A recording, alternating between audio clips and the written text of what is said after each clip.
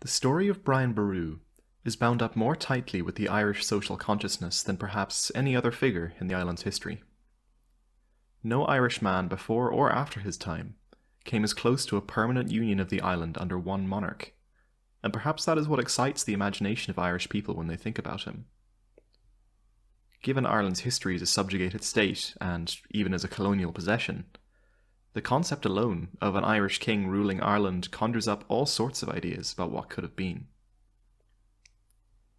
As a disclaimer, before I get into the body of this video, this period of Irish history is lacking in detail in many areas, as the annals that exist from the time cover very specific persons, families, and events, and often neglect the wider picture of the island.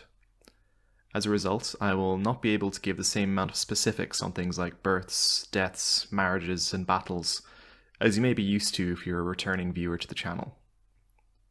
I will attempt to fill the holes in the narrative with educated supposition where I feel it's warranted, but I will make it clear that I'm just theorizing or quoting an existing theory whenever this comes up. With that out of the way, we can get on to the story of one of the most extraordinary men in Irish history, Brian Boru. Brian was born in roughly 941 AD to a man named Kennetig MacLorcan. Kennetig was the ruler of the sub-kingdom of Thomond, a piece of the larger kingdom of Munster. At this period of Irish history, before the centralisation that followed the Norman invasion in the 12th century, there were more than 150 sub-kingdoms on the island. All of these kingdoms were ruled by men who thought of themselves as real kings, though they would have been little more than counts or barons on mainland Europe at the time. Kennetig was the ruler of the Dál Cais, or Dalcassians to use the anglicised term. During his time at the helm of the clan, Kennetig did much to enhance the wealth and prestige of the Dalcassians. His efforts before his death made the path to command easier for his sons, who were to rule the Dalcassians when he was gone. Brian was born in Kincora, Killaloe, and was the youngest of Kennetig's 12 sons. As the youngest of such a large brood of potential successors, Brian was far from likely to inherit his father's position in Thomond. This is aptly demonstrated by the fact that, as a boy, Brian was sent to a monastery to learn Latin. It may be that Kennetig intended him for the church, but we simply don't know. What we do know is that a pivotal event in Brian's life put a halt to his academic education and caused him to be recalled home. At the age of 10, Brian's father Kennetig was killed in a raid conducted by Viking brigands from Limerick. The Irish referred to the Norse as Ostmen, or men from the east. The sudden death of Kennetig caused some degree of panic in Thomond, and all the potential successors to the throne were recalled with haste. That meant that Brian, the youngest of the 12, was going home. Brian's brother Mathgowan would ultimately go on to lead the Dalcassians, taking over his father's role. Much like Brian, Mathgowan had not been the eldest of their father's sons to begin with. A biography of Brian relates a story in which he and two of his brothers, one of which was Mathgowan, witnessed a devastating attack on a Dalcassian fort by Norse raiders. The fort had been situated on the River Shannon, meaning that it had useful river access, but was also vulnerable to raiders from Limerick sailing downriver. The three brothers spotted the raid in progress from the hill they were stood upon looking after livestock. They rushed down to reach the fort, but by the time they arrived the raiders were gone, leaving ashes and bodies in their wake. Several of Brian's brothers were killed in this attack, leaving Mathgowan unexpectedly in line to inherit the sub-kingdom of Thomond. This raid, and the death of his father at the hands of the Vikings of Limerick, are thought to have had a great effect on Brian. Some have theorised that the young Brian developed a burning hatred of the Norsemen, and this may explain the callous attitude he displayed towards them at times in his future. After Mathgowan took over from his deceased father, he continued Kennetig's efforts to expand the influence and power of the Dalcassians. In 964, he managed to capture the politically important Rock of Cashel from the ancient Oganachta dynasty, who were the traditional overlords of Munster.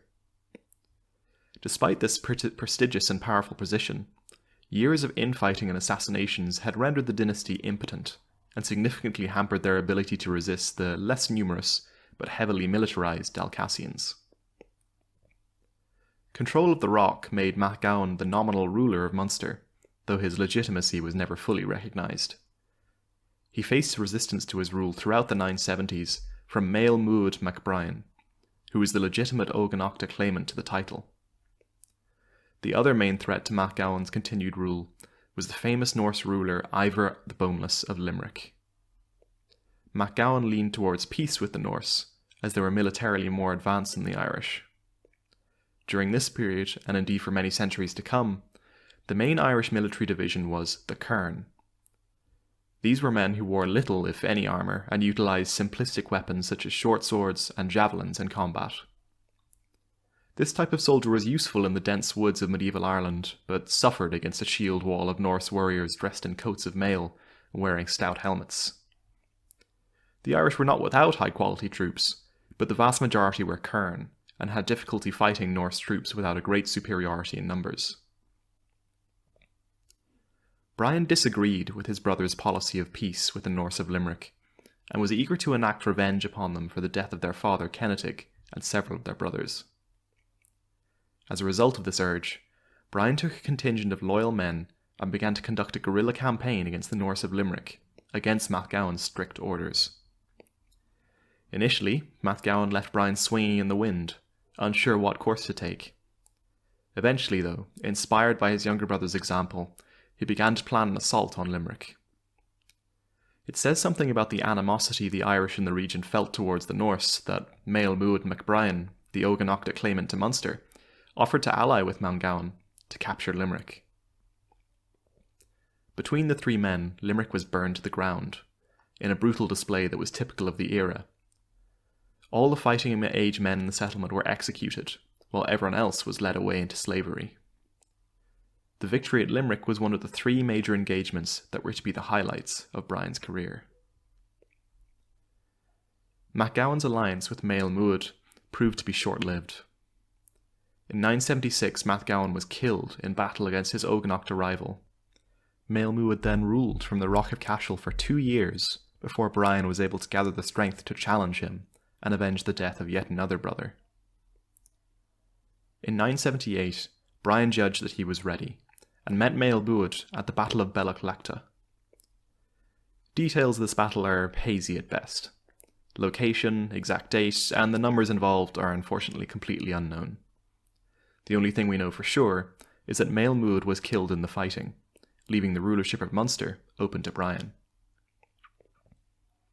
Once Brian's rule was properly established in Munster, the full extent of his ambitions became clear. The new king turned his attention to the neighbouring provinces of Leinster and Connacht. These territorial ambitions would bring him into conflict with the High King of Ireland at the time, Mael Shachnal MacDonald. The High King's core territory was in Meath, and he had at least vocal fealty from the other kingdoms in Ireland. In practice, though, the title of High King had been largely a title, and nothing more, for many years. Regardless, the aggressive noises Brian was making were a threat to Mael Shachnal's overlordship. Determined to remove Brian as a potential challenger to his position, Mael Shachnal led repeated attacks on Brian's lands in Leinster and Munster from 982 onwards, causing great damage. Brian's retaliatory attacks made great use of his navy, a branch of the military that the Dalcassians had learned not to neglect through their long history of conflict with the Norse. Brian's fleet was reputed to be 300 strong, an incredible number for the time, which was likely unmatched by his competitors. The navy was the perfect tool to project Dalcassian power to places Brian's enemies would not expect an attack, and Brian utilised it to great effect in all his wars. One of the ways that Brian learned to use his navy was as a sort of diversionary measure. The fleet would be sent to locations far away from Brian's intended target to raid distant enemy territories. In the meantime, Brian's army would march on the real target of his ire and achieve complete surprise.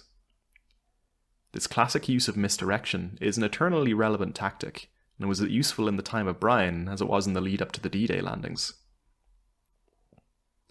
When the initial conflict with the High King began, Brian was in the middle of a campaign in the Kingdom of Osroyga, which encompassed much of what is now modern County Kilkenny and County Laois. With the bulk of Brian's forces on campaign, Mael Shachnal seized his opportunity and marched on the core of the Dalcassian lands. The High King's men burned the sacred tree of Adair, which was a tremendously important symbol for the Dalcassian dynasty.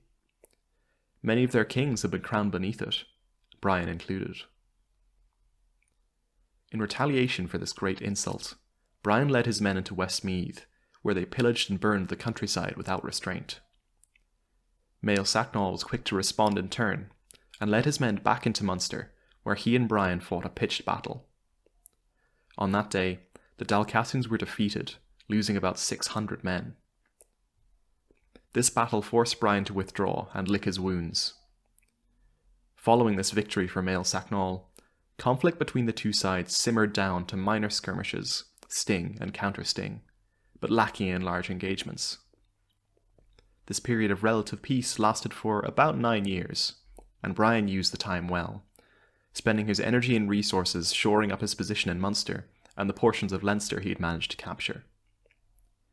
During the lull, Brian avoided doing anything to overtly antagonise the High King, choosing instead to bide his time and build his strength. By the time 993 came around, Brian was feeling a bit more confident. He was now in control of most of Leinster, in addition to his native Munster territories. Having learned from his previous battles with Mael Sacnol, Brian decided that his navy would have to be the deciding factor. He sailed his fleet up the River Shannon to attack the kingdom of Breffna, the borders of which correspond roughly with modern County Cavan and Leitrim, as well as small portions of neighbouring counties. This move by Brian was a clever one, as it applied pressure on Mael Sacnol from both the north and the south.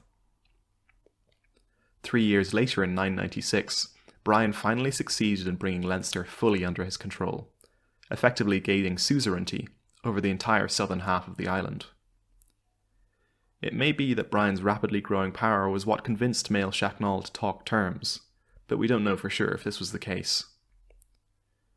Brian and his rival met at Blenfatog in modern County Fermanagh on the banks of Loch Ree.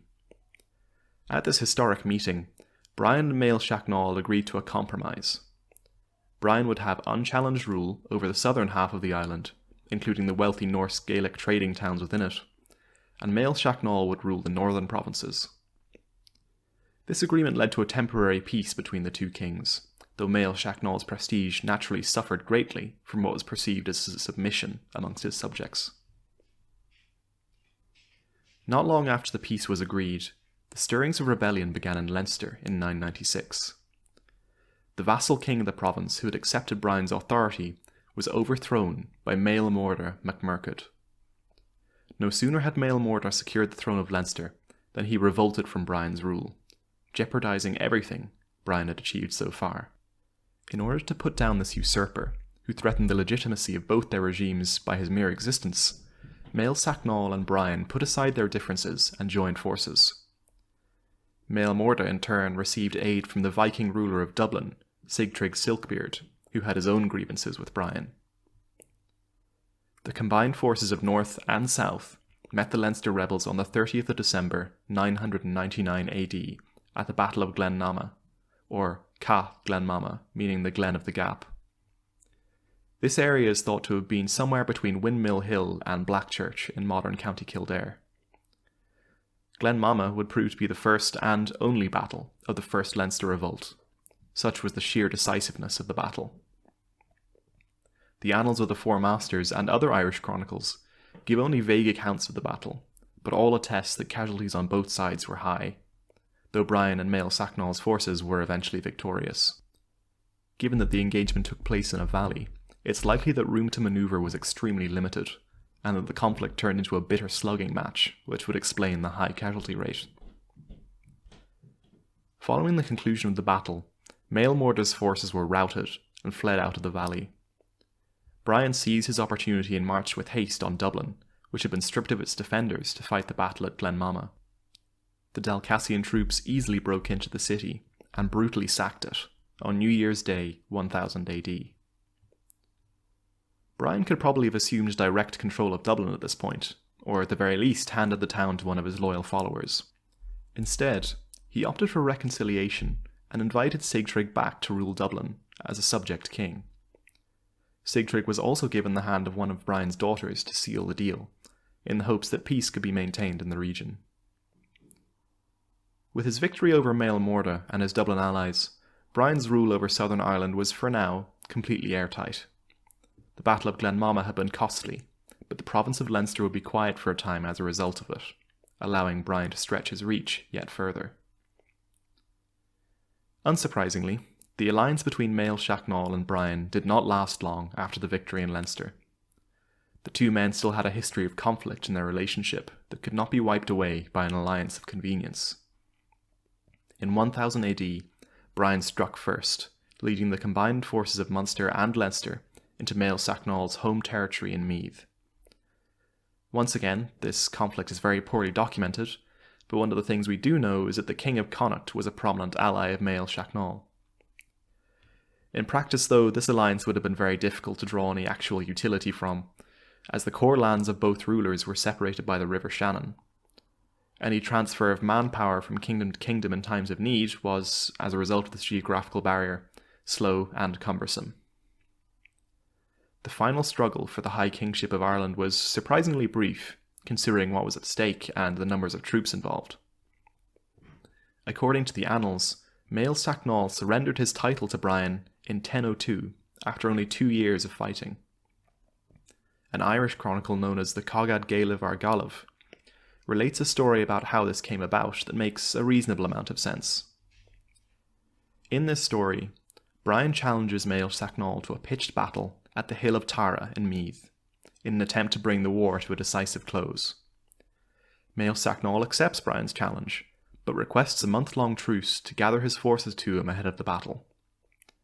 However, Mael Shachnall's subordinate rulers prove unwilling to lend him their support, meaning that he is unable to gather enough troops before the appointed date of the battle.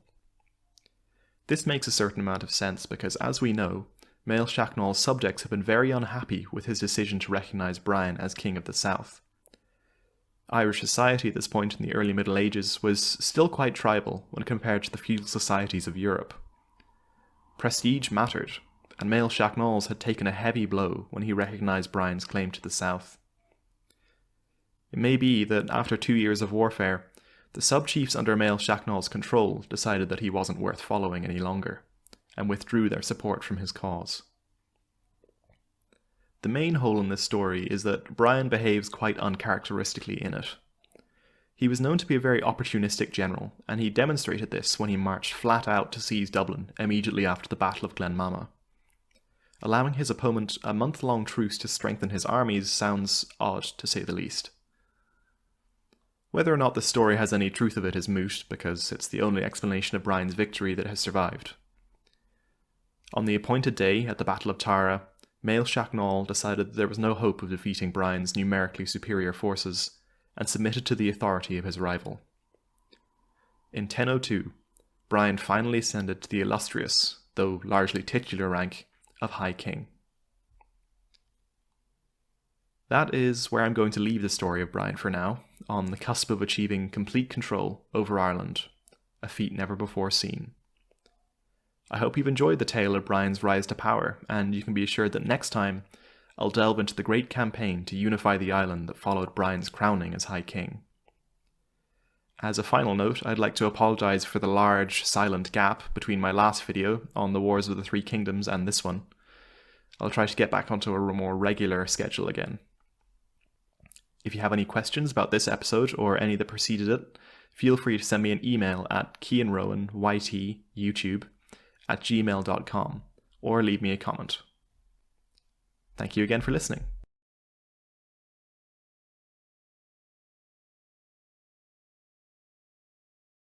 Hello and welcome back to the story of Brian Boru, the great Irish conqueror. In my last video I left the story just as Brian achieved the position of High King, in a flagrant display of cheap cliffhanger tactics. If you haven't watched that video, then I'd recommend that you go back and do so, because there'll be plenty of returning characters and tensions that will be quite hard to follow otherwise. Before I take up Brian's story again, I need to make some corrections regarding some of the points I made back in part 1. Reddit user Gall Gale made a good point when he said that the video felt a little bit too much like Celts versus Norsemen, in a kind of quasi-patriotic way. which more recent research has proved to be a bit of a misrepresentation. Not to say that Brian and his contemporaries didn't often wage war against the Viking enclaves of Ireland, but to imply that it was some sort of grudge match isn't really correct. The second correction I need to make is a simple case of mistaken identity. In part 1, I introduced the Norse ruler of Limerick as Ivar the Boneless. If Ivar did rule Limerick, I would be very impressed, given as he was reported to be dead in 873 AD. The Ivar of Limerick was a different man altogether. My apologies for making such a silly mistake. With the corrections out of the way, we can return to the narrative where we stopped last time. We left things off last in 1002, just as Brian managed to wrest the title of High King from Mal Shachnal, who had contested it with him for several years. Brian was by this point in his early 60s, and spent the remainder of the decade enforcing obedience to his kingship up and down the island. Many High Kings before him have been satisfied with lip service from the rulers they supposedly had lordship over, but not Brian. He would settle for nothing but absolute authority, and he meant to have an oath of allegiance from every man on the island, extracted by force if necessary. Many of the Irish sub-kingdoms presented resistance to Brian, but none of them were so troublesome as the northern kingdoms of Ulster. Ulster was home to some of the most powerful rulers on the island, and it was to take Brian the rest of the decade to put a lasting regime in place there. The geography of Ulster was one of the main barriers to Brian's invasion. When one is transporting a large body of men on foot, simple forest trails won't do. Brian had 3 feasible routes into the north that could realistically support the passage of an army. All 3 of these routes presented favourable positions to the defender, providing easy choke points where just a few men could easily halt the progress of a much larger force by using surprise and the terrain to their advantage. However, Brian was blessed with luck on his first expedition to Ulster. As was common during the period, the 2 main kingdoms of Ulster had been at each other's throats for some time ahead of Brian's invasion. The 2 northern kingdoms were the O'Neill and the Ullid, and they had thoroughly weakened each other with border disputes that had cost the lives of many prominent members of the family.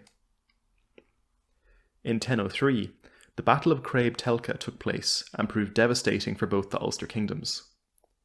The king of the Cíneál Owen, a northern branch of the O'Neill, was left dead on the field, while most of the Ullid royal family met a similar fate. The loss of the royal family led to further turbulence in Ullid as a succession war then took place. The chaos reached even greater heights during this war as the O'Neill continued to make attacks on Ullid land from outside, attempting to carry off wealth and shave off pieces of the enemy territory during the confusion. Into this unadulterated disaster for Ulster came a third party, High King Brian and a host of men. By 1005, Brian had forced a submission from the Cíneál Owen and many of the clans of Ullid. I'm sure Brian would have been quite happy with his work had things ended there, but that would have been rather too simple for medieval Ireland. No sooner had Brian marched his troops south than the new king of the Cíneál Owen began to make aggressive moves in Ulster. Flobbertig O'Neill exploded out of his family's lands and marched into Ullid in an attempt to completely subjugate them in their severely weakened state. During this assault, he killed yet more enemy leaders and extracted many hostages to use as bargaining chips. The practice of hostage-taking was an everyday occurrence in medieval Ireland, and even happened in times of peace. The widespread practice of fostering between powerful families functioned in much the same way, though it wouldn't have been thought of like that. Flobbertig's actions forced Brian to return to Ulster in 1006 and again in 1007, to wrestle back control of the region and restore some semblance of order. According to the Annals of Inishfallen, on Brian's second visit, he forcefully extracted the hostages Flobbertig had taken from Ullid and forced him to submit once again to the authority of the High King. In the hopes of maintaining a lasting peace this time around, Brian also married one of his daughters to Flobbertig, at last putting a stop to the aggression of the Cíneál Owen in Ulster. At least that's what Brian was probably thinking at the time. Just 2 years later in 1009, Flobbertig once again violated the peace of the High King. This time he directed his assault against the kingdom of Tyrconnell, a Gaelic kingdom which corresponds roughly with the borders of modern County Galway. Flobbertig captured and executed the king of Tyrconnell, and then raided into the Midlands, burning and pillaging as far as the River Boyne. After this insult, Brian began to play hardball. He marched north once again and extracted many hostages from the Cianál Owen, threatening to execute every last one if there was any more trouble in Ulster. This appears to have had the desired effect, as in 1011 Flaubertig actually fought alongside Brian's sons Murchad and Donal in a sanctioned campaign against the kingdom of Tyrconnell.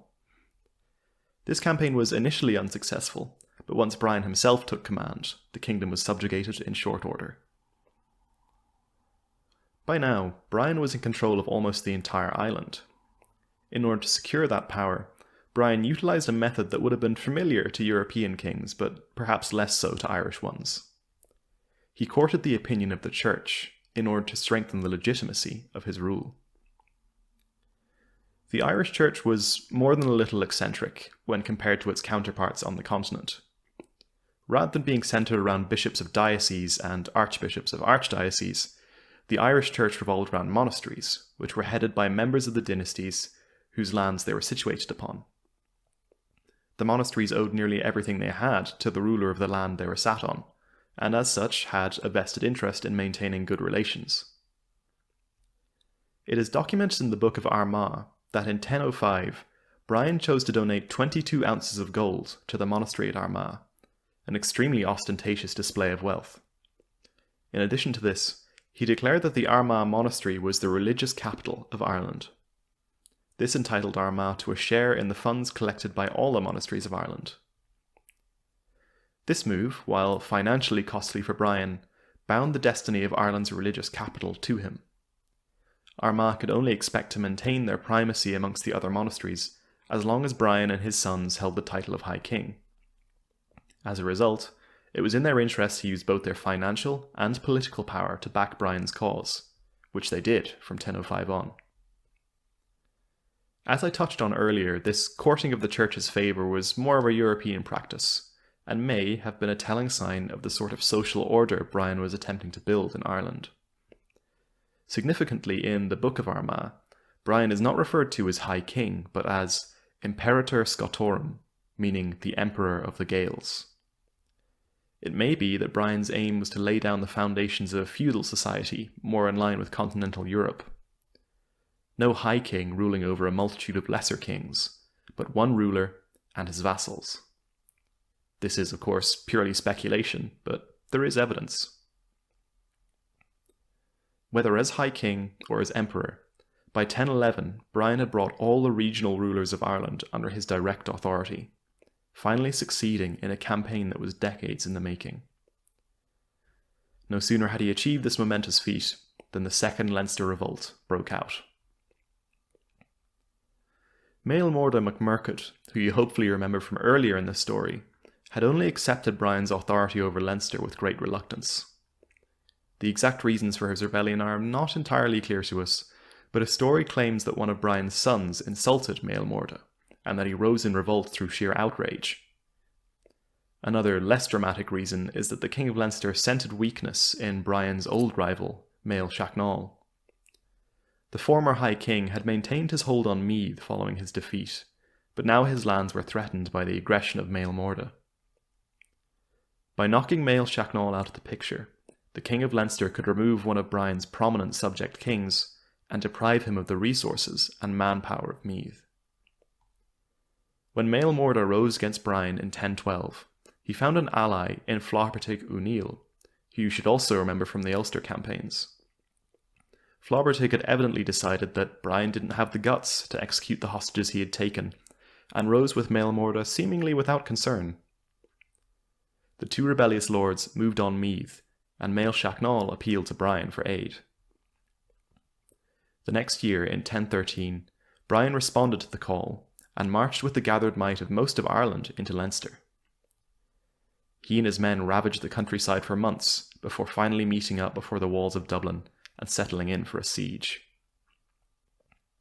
Despite managing to blockade the city with his fleet, it was Brian's army that ran out of supplies first, and so he was obliged to return home and plan a new assault. Mael Morda had no illusions about Brian being finished, and spent the interim gathering support for his cause. The various lords of Ireland were seemingly on the fence about who to support in the war, and so Maelmorda found few supporters at home. Instead, he tasked his nephew Sigtrig, the ruler of Dublin, with rallying support amongst the Norse rulers of Orkney and the Isle of Man. Sigtrig did as he was ordered and returned in 1014 with a host of Norse warriors to bolster the lines of Maelmorda's army. On the 23rd of April that year, the fateful confrontation that had been put off the previous year materialised. The armies of Brian and Maelmorda met at Clontarf to fight a pitched battle that would prove to be decisive in more ways than one. Both sides brought significant forces to bear. Brian is thought to have fielded 7,000 troops, while Maelmorda is believed to have fielded a slightly smaller army of 6,600. In medieval Ireland, where warfare was so defined by raiding and small engagements, this meeting of armies was cataclysmic. The High King's front line was held by his loyal Dalcassian retinue and commanded by his son Murcud. Brian himself was in his 70s by this point, so it's likely that he was positioned further back, if he was on the battlefield at all. Maelmorda's forces, meanwhile, were fronted by the well-armed and armoured Norsemen from Orkney and Man, notoriously ferocious fighters. The annals claim that the Battle of Clontarf was fought from sunrise to sunset, but it can be safely assumed that this was dramatic storytelling, meaning that the battle went on for several hours. The casualty rates are also told to have been extreme, with between 7,000 and 10,000 deaths. These huge estimates indicate to us that Clontarf was at the very least a bitter slugging match, and must indeed have dragged on for quite some time. Just as with the rest of Brian's military career, actual details of the course of the battle are almost non-existent. All we know is that towards the end of the day, the Leinster line began to waver. When it finally broke, the Irish contingent began fleeing into the nearby woods, while its Norse allies fled to their ships which they'd left beached on the shore. Much to the dismay of the fleeing Norse, the tide had come in and carried their ships out into the bay. What followed was a bloodbath on an unprecedented scale, as is often the case when a total rout ensues. The Norse were chased into the surf by Brian's men, and those who were not hacked down in brutal hand-to-hand fighting were forced under the water and drowned by their panicking comrades. The sea must have run red with blood as the final cleanup of the Norse contingent began. Clontarf, while a resounding defeat for the Leinster rebels and their Norse allies, was not much of a victory for the Dalcassians, who had come so far from the sub-kingdom of Thomond. The dead were beyond counting, and almost the entire royal family was among their number, including the High King himself. The exact circumstances of Brian's death are murky, to say the least. One story claims that the king went out in a blaze of glory, with sword in hand, laying about himself and reaping enemy soldiers like corn in a field.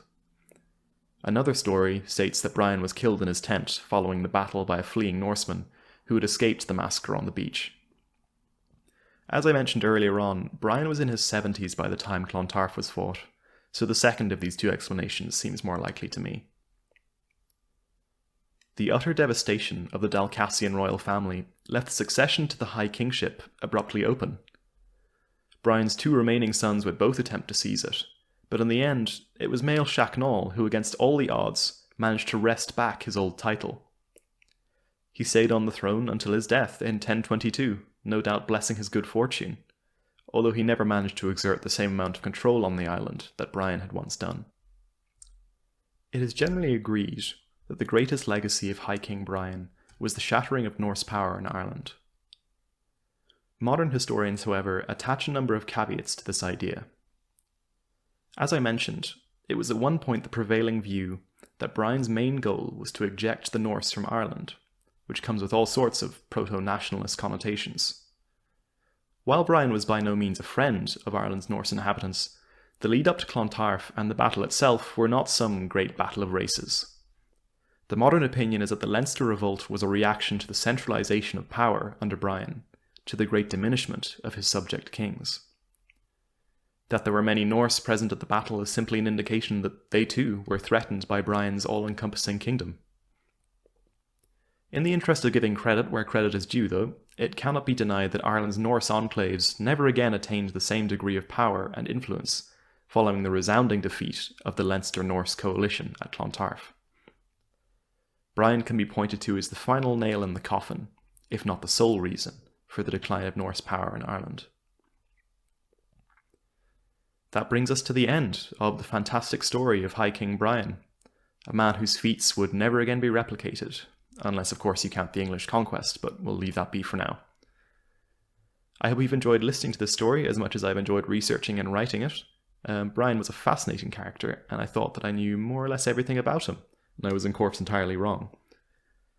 The story of Brian's life is full of detail, and would be even more so if more sources had survived to us. If you have any questions about this episode, or have any corrections to point out about anything I touched on during this video, please feel free to leave me a comment or email me at keanrowanYT@gmail.com. That's all from me for now. I'll be returning to the early modern period for my next video. Thank you for listening.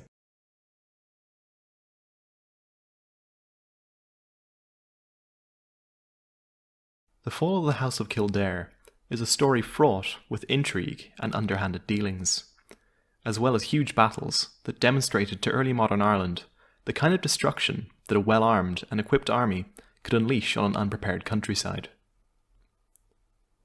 Back then, just as it is today, Ireland was a fringe nation on the edge of Europe. The innovations of the Renaissance period were slow to reach Ireland, and many of the powerful figures in the island's history during the period exhibit traits and behaviours which indicate that their mindset was still stuck firmly in the medieval period. This inability to keep up with the times proved to be a serious disadvantage to several Irish rebellions, though the lesson was eventually learned through repetition over the course of the 16th and 17th centuries. The Fitzgerald family, lords of Kildare since the Anglo-Norman invasion in the middle of the 12th century, are a textbook example of the stubborn thinking of Gaelic Ireland. Despite the famous diplomatic abilities of Garrett and Gerald Fitzgerald, the family would eventually be deposed from the great heights of power and influence that they had obtained, largely due to their inability to sense where the wind was blowing. Before I get into the Fitzgerald family's steps onto the ladder of power, let me set the scene for you. Ireland in the late 15th to early 16th century is a borderline autonomous kingdom. Nearly all the earldoms and chiefdoms on the island are ruled by Anglo-Norman and Gaelic Irish lords, who pay varying degrees of attention to King Henry VII across the Channel. The only place in Ireland with territory directly administered by the English throne is centred around a region called the Pale. This region was centred around Dublin and its neighbouring counties. In between the Pale and the territory under control by the Gaelic Irish was an area called the Marches, or the Marcher territories.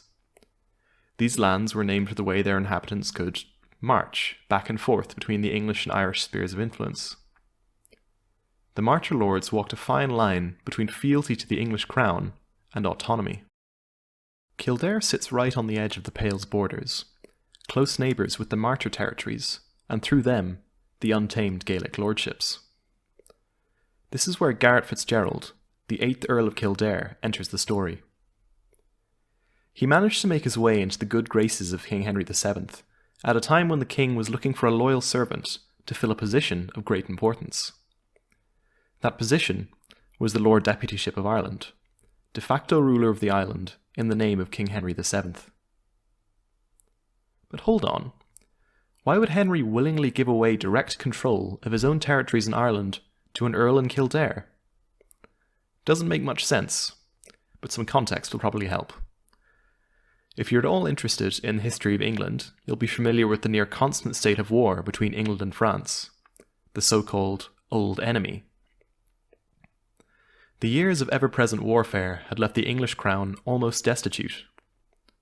Regardless of the English financial situation, control had to be maintained on the English territory and loyal lords in wider Ireland. There was just one small problem. Maintaining a standing army in Ireland was a huge drain on the English treasury. It simply wasn't economical to have troops there all the time, just in case a rebellion might start. The solution was to rule indirectly through a Lord Deputy. Garret FitzGerald had earned the confidence of Henry VII through a battle he was involved in against Gaelic Irish lords. Henry could have chosen a native Englishman as Lord Deputy. An English candidate would no doubt have been easier to steer and ensure loyalty from. However, an English deputy would not have had the connections and innate understanding of Gaelic Irish politics that an Anglo-Norman lord like Garret did.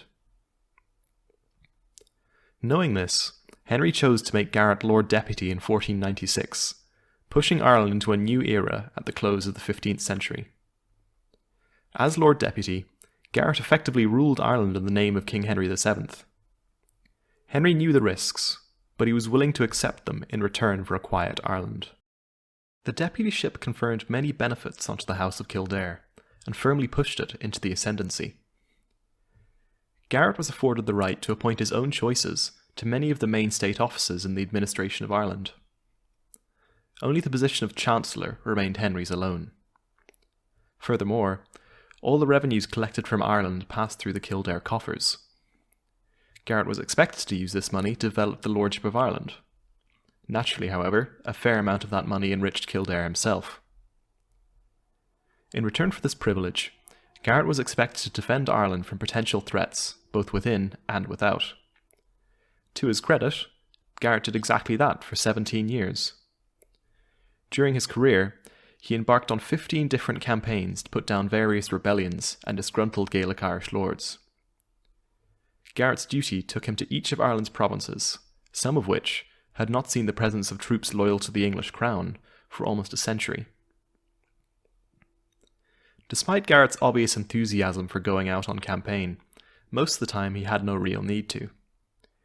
He maintained order in Ireland by offering protection to the Gaelic Irish chieftains against their rivals in exchange for peace and taxation. This taxation came in many shapes and sizes, and was not always conventional in nature. The various lords of Gaelic Ireland were of widely varying means, and knowing this, Garret decided to implement a system in which each lord was charged according to how much he was able to give in exchange for protection.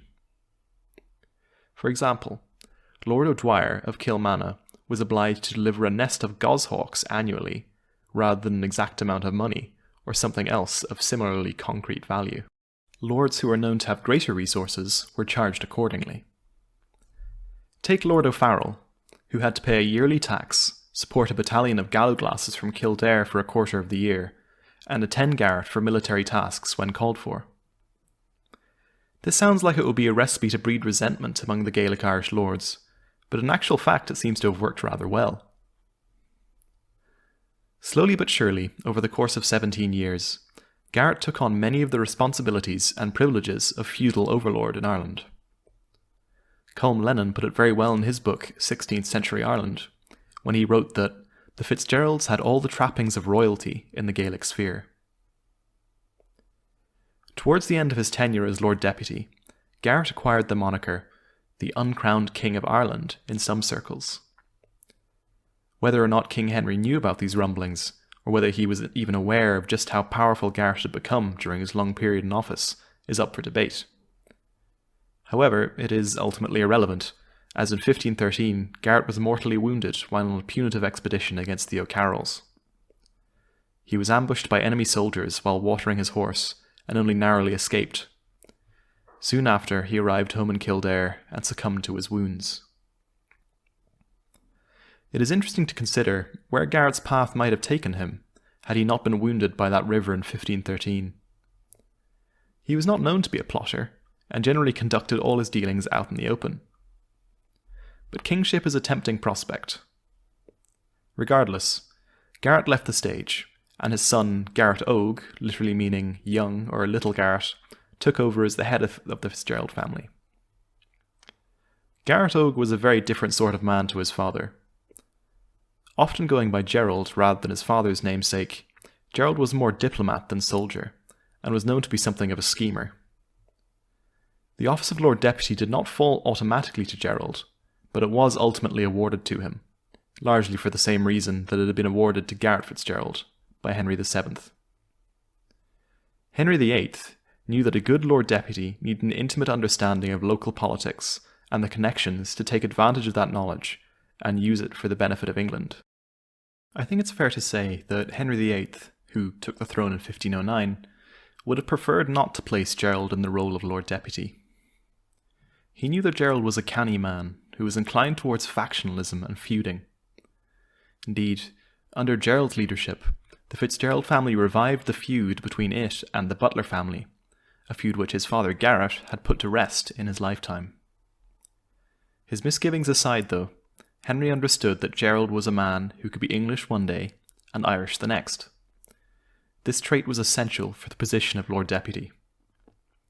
Thus, soon after the death of his father, Gerald inherited both the county of Kildare and the office of Lord Deputy. Gerald was a man who knew how to get what he wanted. At times when he felt his position and influence were not being respected by the English administration, he would surreptitiously contact his cousins outside the Pale to let them know that open season had begun on English land. He would make only token attempts to stop them from raiding and pillaging for profit. When he felt the danger to his status had passed, Gerald would clamp down on the raids again and peace would resume. Through this practice, he made himself appear indispensable in the eyes of the English. Gerald's underhanded dealings were not to last, however. By the time he was Lord Deputy, England was finally beginning to get back on its feet, following the devastating civil war, the War of the Roses, which had ended in 1485. As England became more and more stable, King Henry and his administrators were able to turn more of their attention towards Ireland, and scrutiny fell on Gerald's management practices. It was around this time that complaints began to emerge from prominent noblemen within the Pale regarding the unfair political hegemony that the Fitzgerald family sat at the head of in Ireland. A common theme that emerged in these complaints was that Gerald exercised a hugely disproportionate amount of power, even considering the office he occupied. This was what first drew suspicion upon Gerald and his family from Henry VIII. Until that point, Henry, and his father before him, had been willing to overlook the growing power of the Fitzgerald family in exchange for a relatively quiet and inexpensive Ireland. Now, however, Henry worried that through inaction, he had inadvertently allowed a potential rival to accrue power to himself. The English grip on Ireland was still extremely tenuous during this period. The famous Tudor reconquest had not yet taken place, and all it would take was a spark to set the whole island ablaze. Given the information that had just come to light in the complaints levelled against him, Gerald decided upon what, with the benefit of hindsight, was probably the worst thing he could have done. He embarked on a number of rather suspicious activities, chief of which was moving artillery out of Dublin Castle and into some of his own castles in Kildare territory. This in itself was not unusual, as it was Gerald's right to reposition state assets in Ireland as he saw fit, in order to assure the island's defence. However, the timing could not have been worse. Gerald made himself appear a guilty man in the eyes of Henry, and soon after the movement of the artillery, he received a letter from the court of the king that demanded he come to England at once. Gerald's excuse for moving the artillery had been rumoured trouble in the Marcher territories, but this explanation had clearly not flown with Henry. Quite understandably, Gerald was of the opinion that a trip to England at this particularly delicate time could prove hazardous to his health.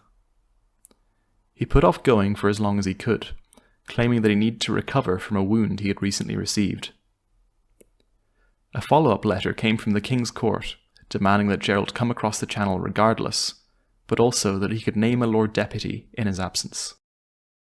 Finding these terms acceptable, Gerald designated his son Thomas as Lord Deputy. Thomas Fitzgerald is the last player to enter this story, and his role is a somewhat tragic one. He was often better known as Silken Thomas, for the way he made his men wear expensive silk headscarves around their helmets. Only 21 years of age when he took the deputyship, Thomas could not have predicted how many people there were out there who would like nothing more than the end of the Fitzgerald line. Regardless, he stepped up to the role of administering Ireland in the King's name, and his father Gerald sailed across the Channel to England. Gerald had been summoned before the king before on less serious occasions to defend himself over more minor offences, and escaped unharmed. So perhaps he felt that he could talk his way out of difficulty in this situation as well. Unfortunately for him, it didn't turn out that way. Soon after his arrival and initial questioning, Gerald was arrested on suspicion of treason and imprisoned pending further trial. To make matters worse, somebody, it is not known exactly who, forged a letter and had it sent to Thomas Fitzgerald back in Ireland, who was eagerly awaiting news of his father.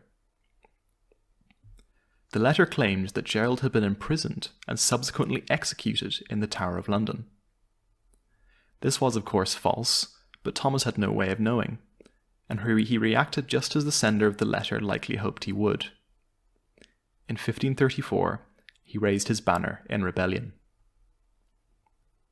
Distraught at the news of his father's death, Thomas gathered his troops and marched to Mary's Abbey, where the Privy Council was conducting a meeting. Bursting through the door, Thomas threw down the sword of state on the table and announced, "I am no longer Henry Tudor's deputy. I am his foe." Casting down the sword of state on the table was a significant gesture, and it no doubt appealed to the young Thomas due to its dramatic flair. Traditionally, casting your sword at the feet of your king is a declaration of intent. The intent, of course, being to rebel. Given that Henry VIII was across the sea, his administrators were the next best thing. This ceremonial action is also significant because it tells us a lot about Thomas's mindset, and by extension, the mindset of many other Anglo-Norman lords. The casting down of the sword was commonly practiced in the medieval period, but had fallen out of relevancy as the early modern period began to roll onward. It speaks to a wider implication in relation to Ireland itself, in that it was behind the times and had not caught up on a changing relationship between king and vassal. Feudalism was rapidly becoming a thing of the past. Moving swiftly on before we get too sidetracked, no sooner had Thomas cut ties with Henry VIII, news reached him that his father was actually very much alive and most likely aghast at Thomas's course of action. No doubt Thomas would have wished to take back his words, but that was impossible now, for better or for worse. Thomas was now committed to this new course. Wasting no time, Thomas gathered his troops and marched on Dublin, the core stronghold of English dominion in Ireland. Hoping to gather support from other Irish lords, and perhaps even from foreign kings, Thomas called his rebellion a Catholic crusade. This did not work out from the way he wanted to, however, as at the time, Ireland did not have nearly as much of a tradition of Catholicism as it would come to have in later centuries. Even if it had, the crusade designation would have been no help due to the murder of Archbishop Alan after the siege of Dublin began. Alan was a foe of the Geraldine family, who the Fitzgeralds are a branch of. Knowing how much danger he was in, Alan had attempted to flee the city by boat, but was driven ashore and executed by Thomas's men. The excommunication was a serious blow, but Thomas pressed on and called for the Lords of the Pale to join him in the siege of Dublin. Some chose to do so, but others refused and were imprisoned by Thomas at his castle in Maynooth. Rapidly becoming more extreme in his policies, Thomas announced that he would exile or put to death anyone found to have been born in England. By July of 1534, Thomas judged that waiting any longer was to invite retribution in the form of an expedition from England. He ordered an assault on the walls of Dublin Castle. An outright assault is a desperate gamble in any siege, and unfortunately for Thomas, it was disastrous. His army was routed, and Thomas chose to retreat to his stronghold in Maynooth to await the retribution from England that would surely come. That retribution did come in 1535, when Sir William Skeffington arrived with a small but very well-equipped and well-trained force to punish Thomas. Thomas waited for Skeffington at his castle in Maynooth, confident that he could hold out in the castle just as the English had done in Dublin. However, in yet another instance of tragically poor timing, the castle was betrayed to Skeffington in March of 1535, while Thomas was away, gathering support to reinforce it. All it had taken was a bribed guard to open the gates to Skeffington's men, and the siege was over. the entire garrison was put to the sword in what became known as the Maynooth Pardon. The capture of Maynooth was one blow too many for Thomas and his rapidly diminishing supporters. He petitioned Lord Leonard Grey, who by this point was the new Lord Deputy, for peace and pardon for his offences. The English crown was still desperate to avoid unnecessary spending, and knew that Thomas still had the strength to be a costly and painful thorn in its side for some time to come yet. Lord Grey guaranteed the personal safety of Thomas and persuaded him to come to England and throw himself upon King Henry VIII's mercy. Looking back on Henry with what we know now, asking him for mercy was probably a poor choice, but Thomas was desperate. In October 1535, he was sent as a prisoner to the Tower of London. His father Gerald was at this point truly dead and had succumbed to an illness in late 1534. Thomas lived on in prison until February 1537, when he and his 5 uncles were unceremoniously executed at Tyburn. His uncles were hung, drawn and quartered, but Thomas was at least granted the dignity of being beheaded and buried. He was little more than a boy when he died, but his rebellion had far-reaching implications despite being an abject failure. In many ways, it began the slow slide into decline for Gaelic Ireland, as it was followed by the 60-year Tudor reconquest of Ireland, which endeavoured to disempower the Gaelic Irish lords and pacify the countryside. Thomas's rebellion was insignificant in scale when compared to those that came after, such as the rebellion of Hugh O'Neill, but it is important, as it was the start of a process. The process was one of reluctant modernisation, as Ireland was dragged, sometimes kicking and screaming, other times willingly, into the early modern period. The breaking down of overly powerful lords such as the Fitzgerald was a necessary act, as it opened the way for the construction of a modern nation-state. Such lofty concepts as nation-states and patriotism were a long way off yet for Ireland, and indeed were not yet fully formed on continental Europe, but the foundations were most definitely being laid. I hope you enjoyed my telling of the fall of the House of Kildare. I've definitely enjoyed researching and writing for it. So if you have any questions, or better yet corrections on any info that I touched on during the video, please don't hesitate to contact me at KeanRowanYT, that's YouTube, at gmail.com. I will endeavour to have them cleaned up as soon as I can. Feel free to leave a comment on the video, as I'd love to have a discussion on the topic. And as an aside, I'd like to direct anyone who is listening to my blog at www.irishhistoricalstudies.blogspot.com, where you'll find entries on things that I wanted to talk more about in my videos, but had to cut short for the sake of flow. If that sounds like something you'd like, then head over and leave me a comment. Thank you again for watching, and I'll see you in the next one.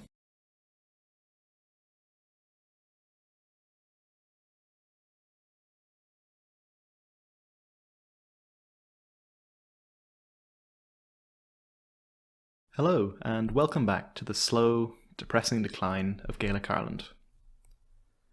If you watched my last video, you'll be familiar with the story of the Kildare Fitzgeralds, and how they were brutally crushed by King Henry VIII following the rebellion of Silk and Thomas. If you haven't watched that video, I'd recommend that you go back and do so, as I'll be making reference to events that I covered in it from time to time during this video. As I touched on at the end of my last upload, Thomas's rebellion gave Henry the excuse he needed to initiate the Tudor reconquest of Ireland. This process was to take nearly the entirety of the 16th century, and it was not a smooth undertaking, as many of the Gaelic lords were unwilling to simply step aside and be replaced by English settlers. In 1542, Henry's first act was to declare the Kingdom of Ireland and make himself its king. Until now, Ireland had been what is known as a lordship, rather than a kingdom in its own right. The title must have rung somewhat hollow, however, as the only area of land that was directly controlled by the English was the narrow band of territory around Dublin, which was known as the Pale. As kingdoms go, it was a little on the small side, but Henry was resolved to change this. Following the creation of the Kingdom of Ireland, Henry flexed his political muscles and began to trial a policy known as surrender and regrant. This policy essentially did exactly what it said on the tin, whereby the Irish lords would surrender to Henry VIII and then be re-granted their lands under an English title. The McCarthy More, for example, became the Earl of Clancarty. This was a good way of bringing Irish lands into the English legal system, and many Irish lords were only too happy to accept the protection of Henry VIII. However, changing the names of some Irish lords and actually enforcing the authority of the state across the whole island are two very different things. In an attempt to make the influence of the English crown in Ireland a less theoretical concept, Henry greatly increased the incentives for English settlers to travel to Ireland in search of new homes. In addition to this, the English military began to make itself known up and down the island by interfering in succession disputes in an attempt to have favourable candidates installed. This policy led to English troops being drawn into several bloody conflicts in Ulster, Connaught and Leinster, as often their interference was somewhat unwelcome. The main difficulty that the English faced in their attempts to enforce their authority in Ireland was that Ireland was not a single centralised kingdom. In the wars waged by England in the past, against France for example, there was only one enemy. Conquering Ireland in the 16th century was like fighting war after war against dozens of small kingdoms, many of which who would refuse to work together once conquered due to long-standing rivalries. This made the Tudor reconquest of Ireland a gruelling process, each subjugated lord giving rise to internal power struggles and revolts. The province of Munster largely evaded the conflict that engulfed the rest of the country, because it was dominated by the Earls of Desmond, who were of Anglo-Norman descent, and had held English titles for centuries before surrender and regrant was implemented. The rulers of Desmond were the Fitzgerald family, cousins to the unfortunate Kildare Fitzgerald, who you'll be familiar with from my last video. To the immediate north of their holdings in Munster was Ormond, which was ruled by another Anglo-Norman family known as the Butlers. Neither the Fitzgeralds of Desmond nor the Butlers of Ormond were entirely centralised powers. Just as Ireland was divided into small kingdoms, those kingdoms were in turn divided into smaller holdings. The ruling members of each polity collected tribute from those beneath them in a sort of pyramidal tax scheme. The extraction of this tax was dependent upon military coercion and a degree of acceptance that this was just the natural order of things. However, the involvement of the military meant that the process of taxation was fraught with tension, and many lords would make war on one another for economic reasons, in order to secure more underlings who would pay tribute to them. Just such a war was made by the Fitzgeralds of Desmond on their Butler neighbours in 1565. The Fitzgeralds wanted to subjugate Maurice Fitzgerald, who, despite his surname, was a client of Ormond. Naturally, the Butlers moved to defend their taxpayer, and the two armies met at the Battle of Affane. The Fitzgeralds were defeated, and Gerald Fitzgerald, not to be confused with the 9th Earl of Kildare from my last video, was taken prisoner by the Butlers. Prior to the Tudor reconquest of Ireland, this would have been the end of the conflict. The Fitzgeralds would have paid a handsome ransom for the return of their leader, and Maurice Fitzgerald would have continued paying taxes to the Butlers as normal. However, things had changed now that Queen Elizabeth had been proclaimed sovereign of Ireland. Both Ormond and Desmond were loyal earldoms, and only the Queen herself had the right to make war within her realm. As a result, both Gerald Fitzgerald and Thomas Butler were summoned to London, where they were interrogated about the conflict. As the instigator of the hostilities, Gerald was judged to be the guilty party, and imprisoned in the Tower of London for treason. He was also forced to pay a huge fine of £20,000. Thomas Butler, on the other hand, was allowed to go free, and later convinced Lord Deputy Henry Sidney to arrest Gerald's brother John as well. The English crown had definitively picked a side in a private war between loyal subjects, and there would be ripples from this decision. With the Earl of Desmond locked up in the Tower of London, the Captain General of the Fitzgerald military, James Fitzmaurice, stepped into the breach. Fitzmaurice decided that drastic action was needed to secure the freedom of Gerald and the security of Desmond.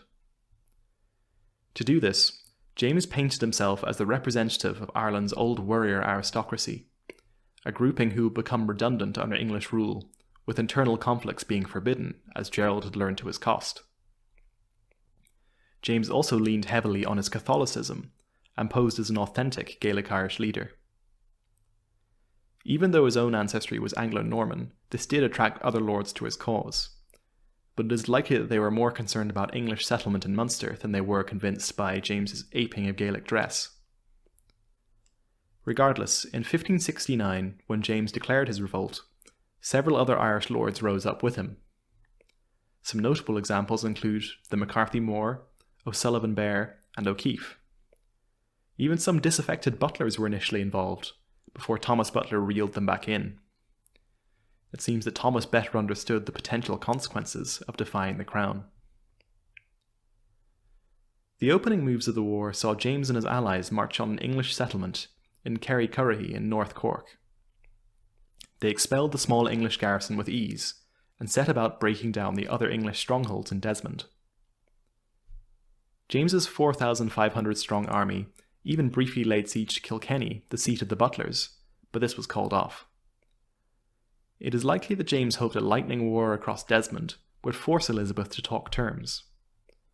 If brought to the negotiating table, then James could make his case for the release of Gerald.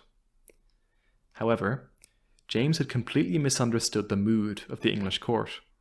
Religiously speaking, England was an isolated nation, ever since Henry VIII's break with the Church for the purpose of divorcing his wife. A rebellion led by a devout Catholic had to be stamped down on immediately, lest it attract support from Catholic kingdoms in Europe, such as Spain. As a result of these conditions, the English response to James's revolt was as fast as it was brutal.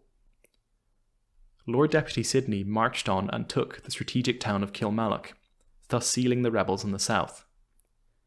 Meanwhile, an English commander named Humphrey Gilbert laid waste to great swathes of the countryside, often slaughtering civilians in his path.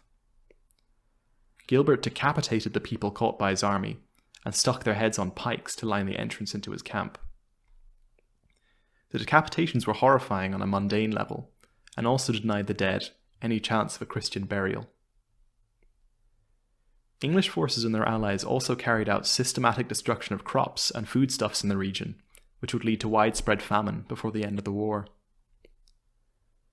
This shocking display cowed many of James's allies into submission, but a dedicated corps of his followers remained to fight a guerrilla war that dragged on until 1573. This involved James and his forces raiding towns and settlements from the hills of North Kerry. The rebels did manage to hold on to some heavily fortified castles, the most important of which was Castlemaine near Tralee. The castle had a commanding position in the region, and made it difficult for English forces to make their way into the hilly country to the north and west. The castle did eventually fall in 1572 after a protracted siege, which left James in a difficult position. The English scorched earth tactics had caused his personal complement of troops to dwindle to roughly 100 men. James still refused to surrender though, until the now hated Deputy Sidney was replaced by John Perrot, who James conceded to submit to in 1573.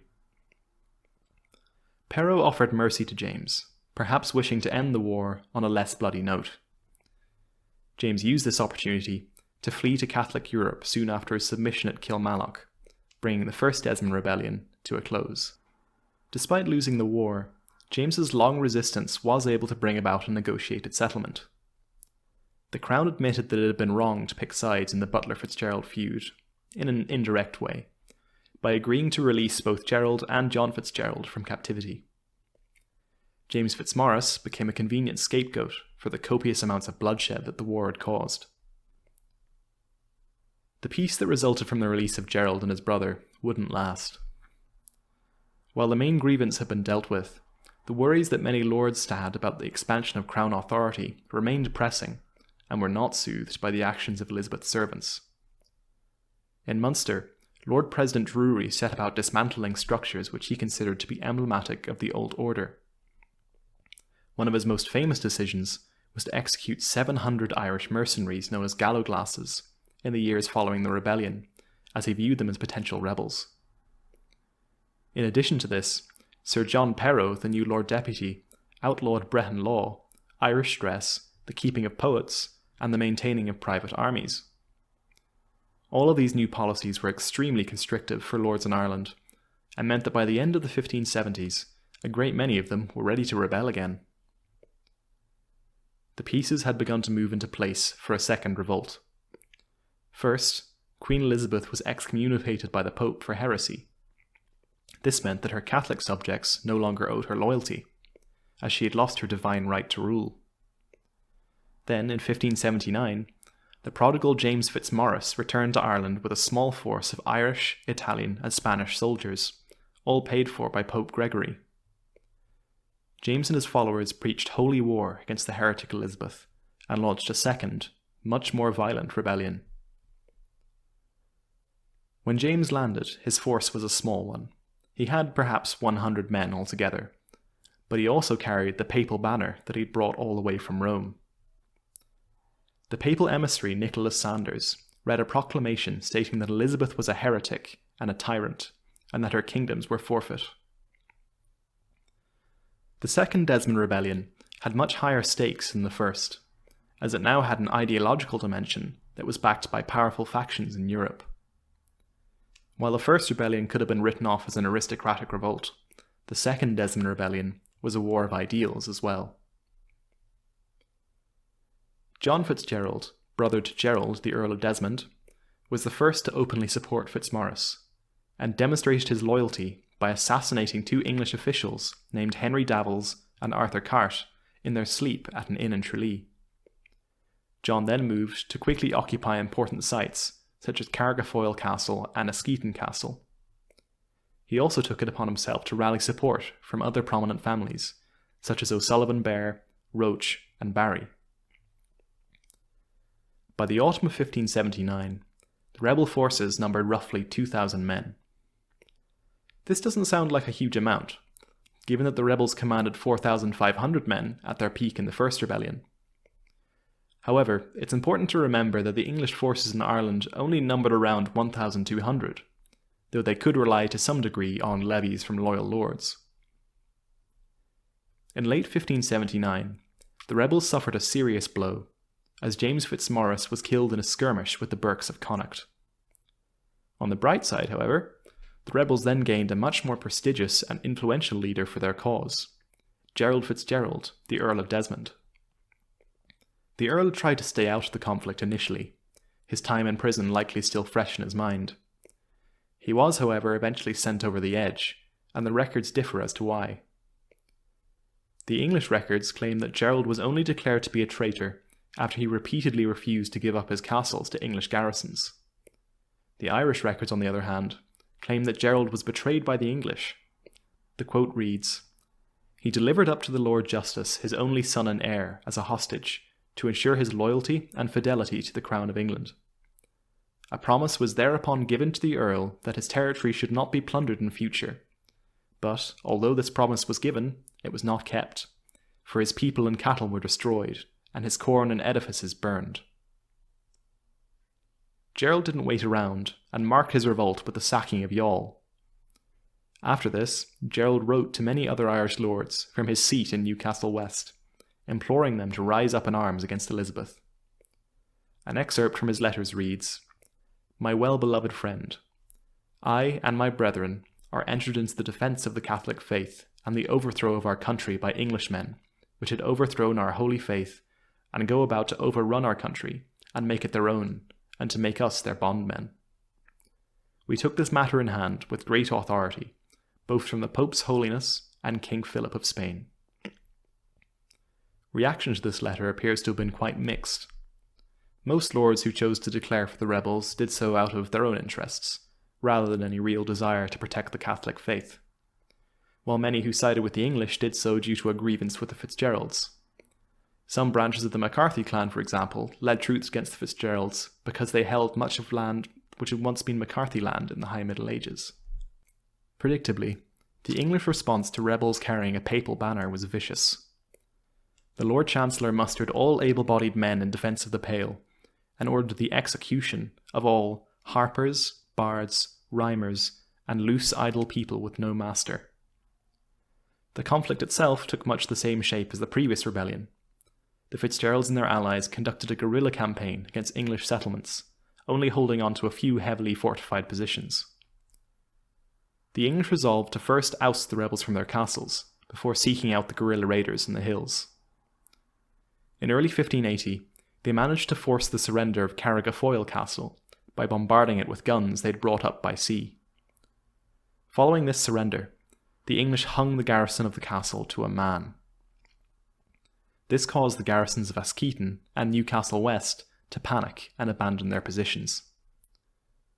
Meanwhile, an English force of 2,000 men led by Pelham, Malby, and the Earl of Ormond rampaged through the Fitzgerald lands, with the aim of burning crops and farmsteads to remove the economic base of the rebels.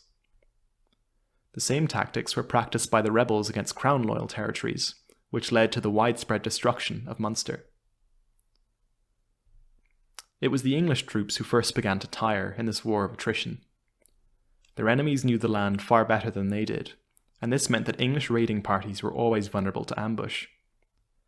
It did not help that in 1580, the rebels received new recruits in the form of Lord Viscount Baltinglass and Fiach MacHugh O'Byrne, who together managed to badly defeat the forces of the new Lord Deputy Grey at Glenmalure. Lord Grey responded to this defeat by stepping up his scorched earth tactics, and the war dragged on. The rebels were beginning to have serious difficulty feeding and paying their troops at this late stage, but there was the hope of more relief on the way. Pope Gregory was by now seriously invested in seeing Queen Elizabeth humbled for her heretical ways, and pressured King Philip of Spain into providing the ships needed to ferry reinforcements to the rebels in Ireland. The Pope had gathered together a mostly Italian force of volunteers, 800 strong. As soon as Philip's ships were ready, they set sail and landed at Smurrick and Dingle in September 1580.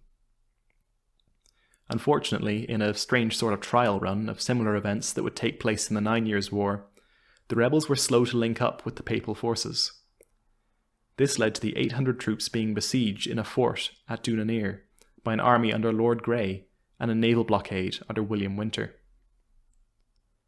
By November 10th, having been bombarded for 2 months, the Italian forces surrendered, and the surviving 600 men were disarmed. Lord Grey then had the prisoners executed, along with some priests and civilians. This was the largest massacre of the war, and ended the hope that any more help would come from the continent.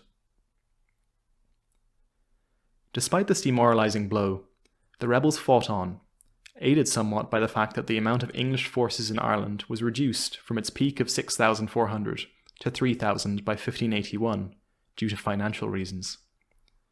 This made it difficult for the English to contain the guerrillas and forced them to stick to the defence of fortified towns. 1582 saw the death of Gerald's brother John, who was killed in an ambush laid by English troops, and his head was then sent to Lord Grey. Despite this success, Elizabeth was obviously dissatisfied with Grey's methods, which had ruined Munster economically and would keep it so for many years to come. She instead replaced him in 1592 with Thomas Butler, the Earl of Ormond, a man who had a vested interest in seeing Gerald Fitzgerald dead. The Butler campaign against Gerald was extremely effective. With a combination of his own small but mobile force and allied lords, Thomas drove Gerald and what remained of his following out of the Waterford-Tipperary region and into the hills of Kerry. The McCarthy Ria then pursued him further, driving Gerald into wasteland where his men could find no provisions to feed themselves. Gerald's support dwindled to a handful of men, and then to nothing. When his end did come, it was far from glorious. He was discovered by the O'Moriartys in a valley near Tralee, wounded and alone. It is said that Gerald begged for his life, but that the O'Moriartys did not listen, and sent his head to Elizabeth. Gerald's body was then triumphantly displayed on the walls of Cork City. The death of Gerald and the conclusion of the Second Desmond Rebellion left the way open for the wholesale plantation of Munster. Many of the lords who had held land in the region were either dead, fled, or had submitted to Elizabeth. Despite the financial cost of putting down the rebellion that Elizabeth could ill afford, it did solve some of her problems, as her enemies presented themselves clearly to her, allowing for them to be isolated and destroyed. I hope you've enjoyed my telling of the first and second Desmond rebellions. I'll be back relatively soon with the third and final chapter in the decline of Gaelic Ireland, where we will examine the story of the O'Neills and the pivotal role they played in the 9 Years' War. The 9 Years' War has a lot of the grand spectacle that you may have expected from the Desmond rebellions, so stay tuned for that. And if you have any questions, please feel free to leave me a comment or email me at keanrowanyt, that's YouTube, @gmail.com. Also, if you have the time, go and have a look at my blog, where I've published an article relating to my previous video about the fall of the House of Kildare. I'll put a link in the description to that. Thank you again for listening. Hello, and welcome back to the story of Gaelic decline in the 16th century. In my previous two videos, I covered the sequence of events that led the narrative to this point, with notable things like the revolt of Silken Thomas and the Desmond rebellions. If you haven't seen those two videos, then I'd highly recommend taking the time to watch them before you start this one. The events of the 9 Years' War would not have been possible without the groundwork that was laid by the preceding events that I've discussed in this series, so you may find yourself a little bit lost otherwise. I'll post links to the previous two videos in this series in the description below. Alright, let's begin. The scene as it stood in Gaelic Ireland after the Desmond rebellions was a grim one if you weren't a Protestant settler. Queen Elizabeth had committed to a plantation project of unprecedented scale, which led to huge amounts of land in Leinster, Connacht, and Munster in particular, being assimilated into the Kingdom of Ireland. For the Lords of Ireland, men who had become used to their practical independence in past years, it felt like they were being squeezed into a tight corner, and having their privileges stripped from them. In addition to this, the war between England and Spain had begun to strongly reinforce Anglo-Protestant identity. This meant that to be a Catholic subject of Elizabeth was to be an untrustworthy one. As a result of this, the Anglo-Norman Lords of Ireland found that they were being excluded from the old privileged positions that they had become accustomed to occupying. Positions in things like the army, the judiciary, and the parliament were now principally reserved for the so-called New English Protestants, who were viewed as much more trustworthy by the Crown. These changes in the status quo caused a great deal of resentment in the Anglo-Norman families in Ireland, as they felt that they were being abandoned by their sovereign, despite having been mostly loyal down the long years. The old Anglo-Norman families had been among the first to arrive from England back in the original 12th century invasion of Ireland, and felt that they were owed more respect. For the Gaelic Irish lords, the increase of plantation and the squeezing of Gaelic territory was just more of the same, and they were by no means happy about it. The actions of Elizabeth had led to an aristocracy in Ireland that was ripe to explode into rebellion, given the right prompting. The central location in this story is Ulster, the last great bastion of mostly unmolested Gaelic Ireland. The English efforts to exert their influence in the province began in the early 1530s, with many officials and viceroys making visits in the attempt to gain support of the lords there. In the 16th century, the O'Neills were the preeminent power in Ulster, and controlled large amounts of land directly, while simultaneously receiving tribute from smaller landholders nearby. Much like other Gaelic clans, the head of the family was known by his title, the O'Neill. The English understood that in order to make any sort of progress in Ulster, the support of the O'Neills had to be secured. The first meaningful English success in this endeavour came in the early 1530s, when Con O'Neill, who was head of the family at the time, accepted an earldom from Henry VIII. The details of the surrender and re-grant policy that made this possible are something I covered in my last video, but suffice it to say that Con was now a lord of the Kingdom of Ireland, and was subject to the English legal system. Con was created the Earl of Tyrone, and swore an oath of fealty to the Crown. Con's acceptance of the title of Earl seems initially to be fairly innocuous. However, there were some unforeseen consequences to this decision. The inheritance laws of Gaelic chiefdoms and English earldoms operate on different systems. Chiefdoms use a system of succession called tanistry, whereby the successor to the current chief is chosen from his relatives. The selected heir is known as the tanist, and need not be directly related to the chief. His second cousin, for example, would be as valid a choice as his firstborn son. Earldoms, on the other hand, operate under the primogeniture system, where the firstborn son of the current Earl stands to inherit everything. This inheritance practice was common in both England and Europe, but it was much rarer in Ireland. Under primogeniture law, Con's son Shane would have been heir to Tyrone, as he was the firstborn son of the family. However, due to a somewhat comical clerical mistake, Shane would end up losing his right to inherit the earldom. You see, when Con travelled to England to accept his new title, he was accompanied by someone who sources disagree a great deal about. Some attest that this man was Con's adopted son, while others say that he was simply a bastard child. Regardless, the man's name was Fear Dorcha, or Matthew O'Neill in English. When Con arrived in England, Matthew was mistaken for Con's firstborn son, and was recorded as such by the English record keepers.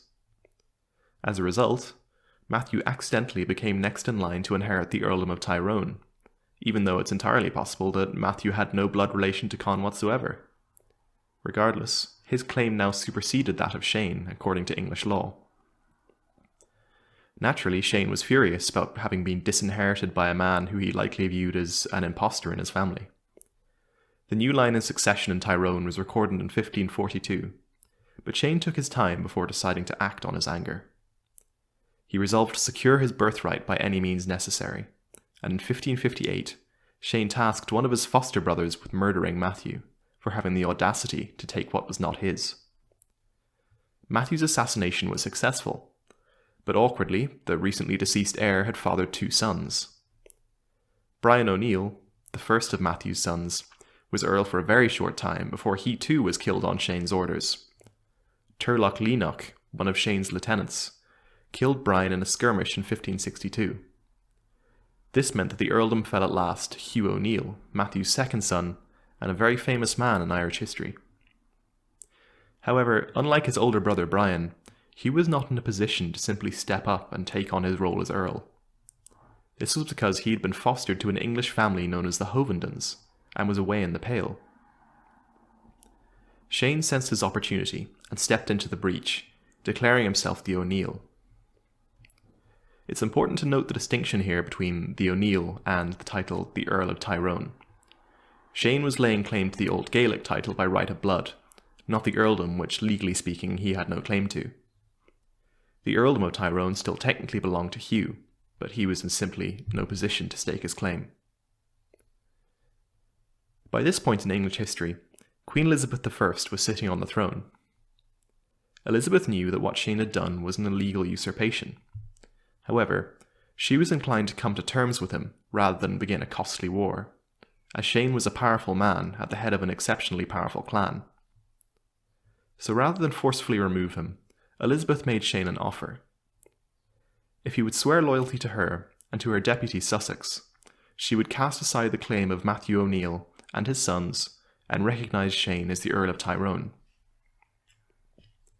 This sounds like quite a good deal for Shane.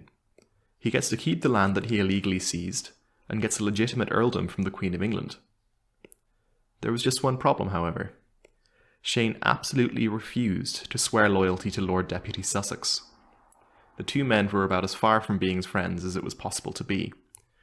Shane's enmity towards Sussex was fairly earned, as the Lord Deputy had made attempts on Shane's life in the past. He had done this because he recognised that the O'Neills were the chief obstacle to the expansion of English influence in Ulster, one of the last places where Gaelic-Irish influence was still ironclad. Whether or not Elizabeth could truly have cast aside the legally backed claim of Hugh O'Neill in favour of Shane without causing an uproar among the Irish nobility is up for debate. Regardless, Shane refused her offer, on the basis that he would not swear loyalty to Sussex under any circumstances. Elizabeth did not wait around for Shane to reconsider his response, and gave Sussex the go-ahead to attack the defiant O'Neill. The Earl of Sussex straightaway led an English force into Ulster to bring Shane to heel. The expedition was a complete disaster.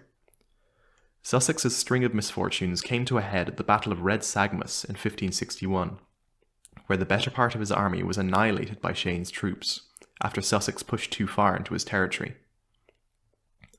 Unable to deal with Shane militarily, Sussex returned to his former methods, and attempted to have Shane assassinated at a banquet using poisoned wine. When the plot was discovered, Shane sent a letter to Elizabeth complaining of the dishonourable and underhanded methods of her deputy. Following this, Elizabeth agreed to talk terms, and peace negotiations ensued. As Shane had consistently had the better of the conflict, he was granted nearly all of his demands. It may be that Elizabeth was worried that Shane would become a tool of the Spanish if she did not appease him in some way.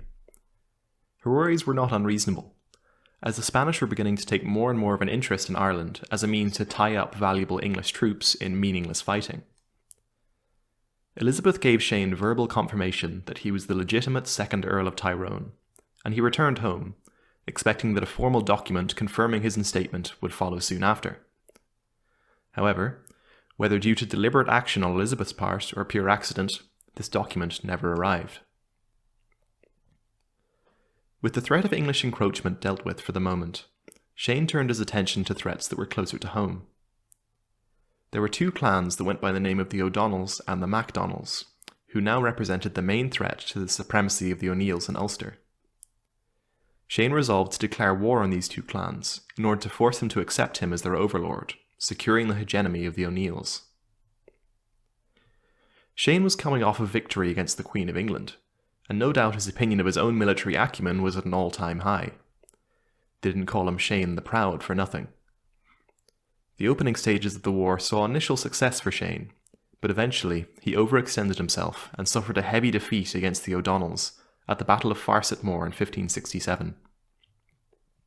Shane's army was shattered after this engagement, and he was forced to throw himself upon the mercy of the MacDonnells, having nowhere else to go. Unfortunately for Shane, the MacDonnells were all out of mercy, and promptly executed him.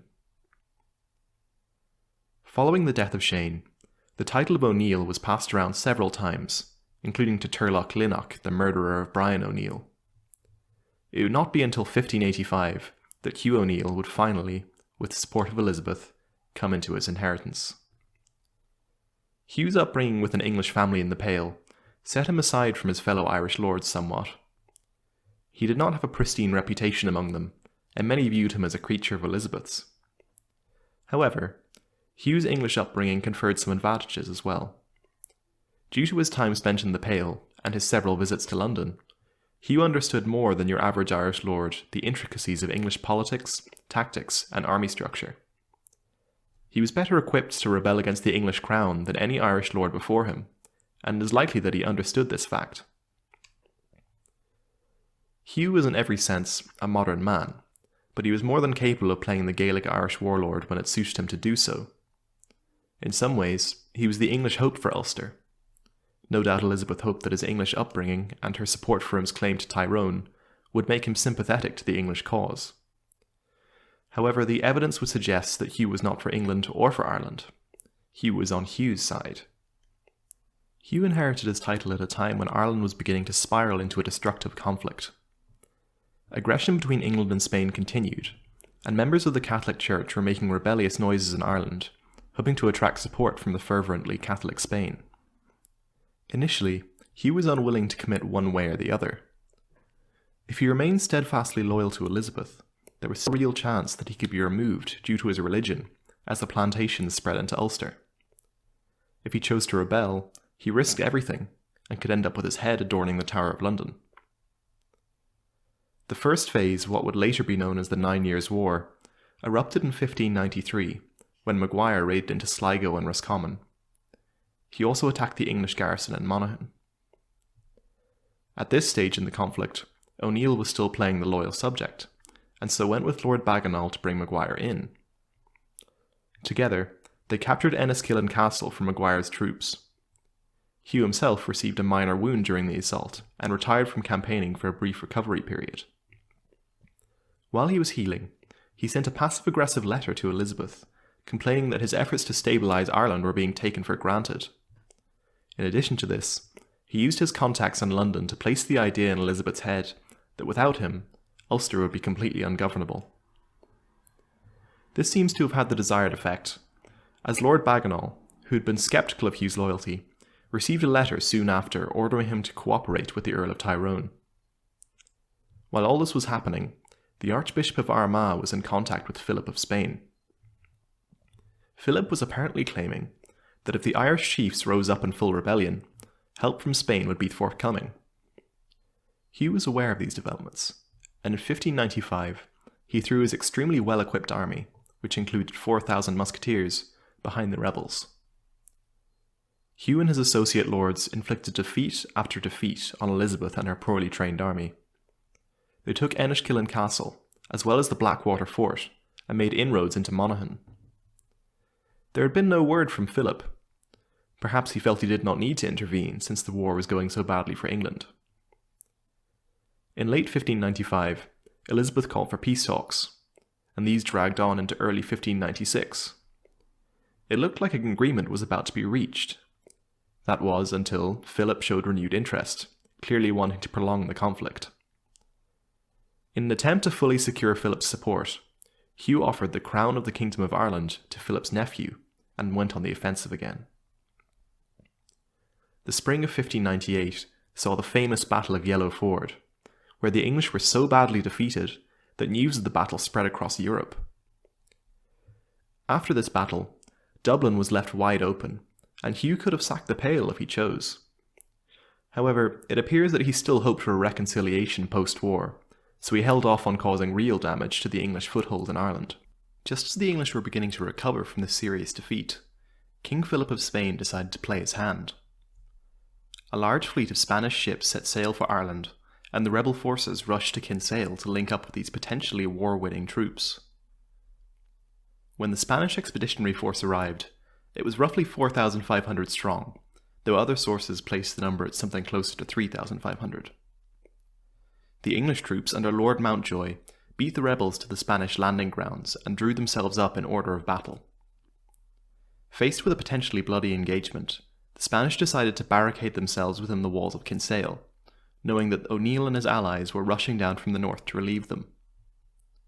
Lord Mountjoy settled in outside Kinsale for a siege, aiming to have the Spaniards ousted from the town before the rebels could reach them. The besieging English force was quite a large one. Notes from Lord Mountjoy's secretary state that he had 11,880 foot soldiers under his command, as well as 857 cavalrymen. The rebel forces that eventually arrived to relieve the beleaguered Spanish were equally formidable. O'Neill and O'Donnell were said to have brought 4,000 foot each, while O'Donnell in particular fielded an impressive cavalry detachment of 3,000 men. Despite Lord Mountjoy's hopes, the Spanish clung stubbornly to the walls of Kinsale, and provided the time that was needed for the rebels to arrive in support of them.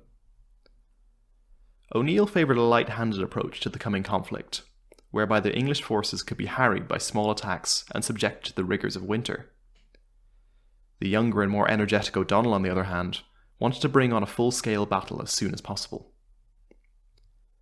Perhaps O'Neill was convinced by O'Donnell's strategy, or maybe he simply didn't want to appear a coward. Either way, the two men agreed to bring on a pitched battle with the English at dawn on Christmas Eve 1601. A plan was laid where the Spanish would be signalled by musket shot to sally out from their gates and attack the English from the rear, while the rebel forces pressed them from the front. The stage was now set for a historic victory that would see a large English army completely annihilated. Well, that was the plan at least. In reality, the Battle of Kinsale was something of a mess for the rebel forces. First of all, the Spanish failed to appear from behind their walls when the signal was given, and this fact has never been entirely explained, though some theories attest that the Spanish were convinced the plan was an English ruse to lure them out into the open.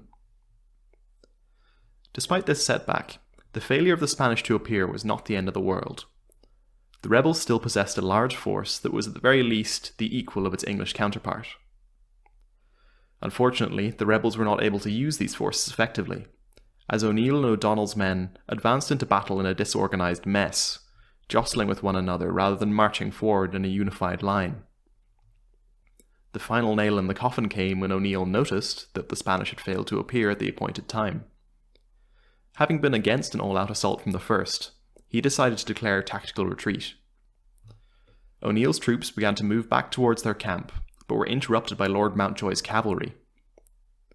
Mountjoy had sensed a golden opportunity and seized it with both hands. The rebel forces ceased their organised withdrawal and began to flee in a chaotic mess. O'Neill's entire force was chased from the battlefield by the English cavalry in a tragic and embarrassing performance. O'Donnell's forces had not yet engaged, but seeing what was happening, he ordered a full withdrawal as well. O'Neill's troops suffered the brunt of the casualties in the battle, with O'Donnell and the Spanish escaping practically unharmed. With the rout of the rebel forces at the Battle of Kinsale, the Spanish now had no hope of being rescued from the trap that they were stuck in. They held out for a short time before finally surrendering on the 2nd of January 1603, and this event signalled the total strategic defeat of the rebels, though they did not all lay down arms immediately.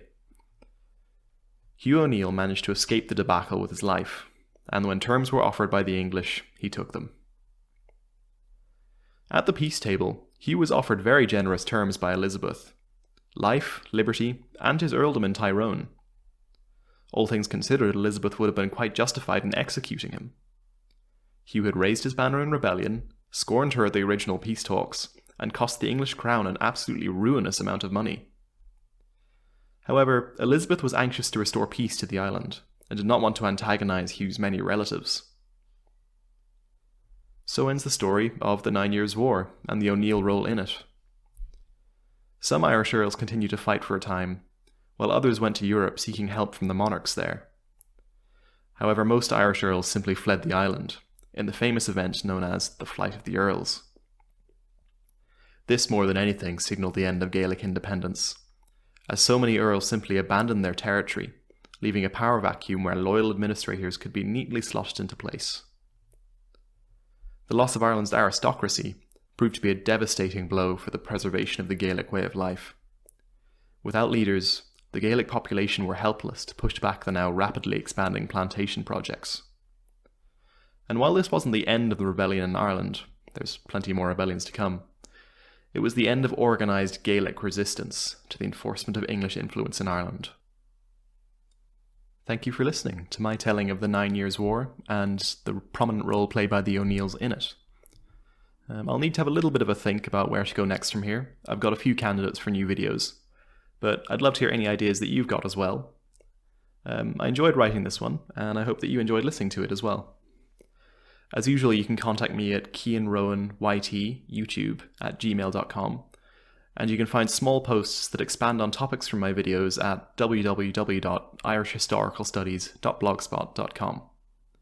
There's a few interesting posts up there already, such as some discussion on the fight between medieval and modern in early Renaissance Ireland. Thank you again for listening. Hello, and welcome to a new series I'm beginning on this channel, focusing on the Irish rebellions of the 17th century, and the wider context which made them possible. I'm going to be starting more or less afresh here, so if you've only just found my channel, this is as good a place as any to start. I'd of course recommend that you go back and watch my playlist on the decline of Gaelic Ireland if you haven't, but it's not essential viewing for this narrative. I'm going to begin with a walkthrough of the political situation in Ireland in the early to middling 17th century. The outlook for anyone who wasn't a Protestant was a grim one.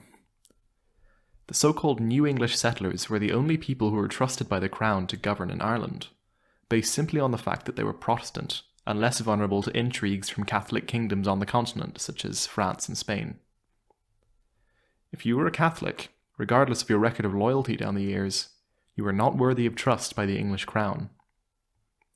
Any one of England's Catholic subjects could be a puppet of the Pope, waiting for an opportunity to cause damage to England and its territories. The contempt that Catholic subjects were held in by the Crown meant that the Old English, otherwise known as the Anglo-Normans, and the Gaelic Irish, at last had something in common with one another. Both groups were bound together by the discriminatory laws and policies of the Protestant-dominated government, even though in the past these two factions had often opposed one another. The government made an effort to keep Catholics out of important positions, such as posts in the army, the judiciary, and most importantly, Parliament. This slight stung the Old English in particular, as they'd been among the first settlers in Ireland, and felt that they deserved more respect. Measures such as recussancy fines further pressurised the Catholic population and generated more ill feeling. Recussancy fines were essentially a tax that could be levied upon anyone who refused to practice Protestant worship, be they Catholic, Calvinist, or anything else. Even with all this discrimination, though, most of the upper-class Catholic gentry would have been happy to be peacefully integrated into the English system, if only to get their old privileged positions back. Unfortunately for them, the new English Protestants had a vested interest in maintaining their stranglehold on Parliament and the other institutions of government. At every turn, the Protestant population attempted to keep the Catholics locked out of important positions. In addition to this, they continually challenged the validity of land titles held by Catholics, citing things like the backward medieval nature of the titles and pointing out that the owners refused to attend Protestant services. This bloodless war on Catholicism in Ireland could well have developed into yet another outbreak of violence on the island, had it not been for the proposal of a new policy known as the Graces.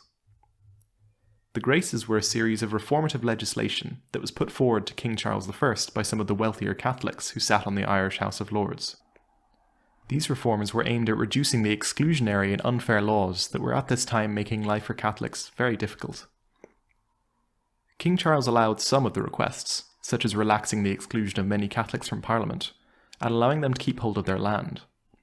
In return, Charles's Catholic subjects would pay a special tax that would prop up the English treasury ahead of the war that Charles would declare on Spain in 1625.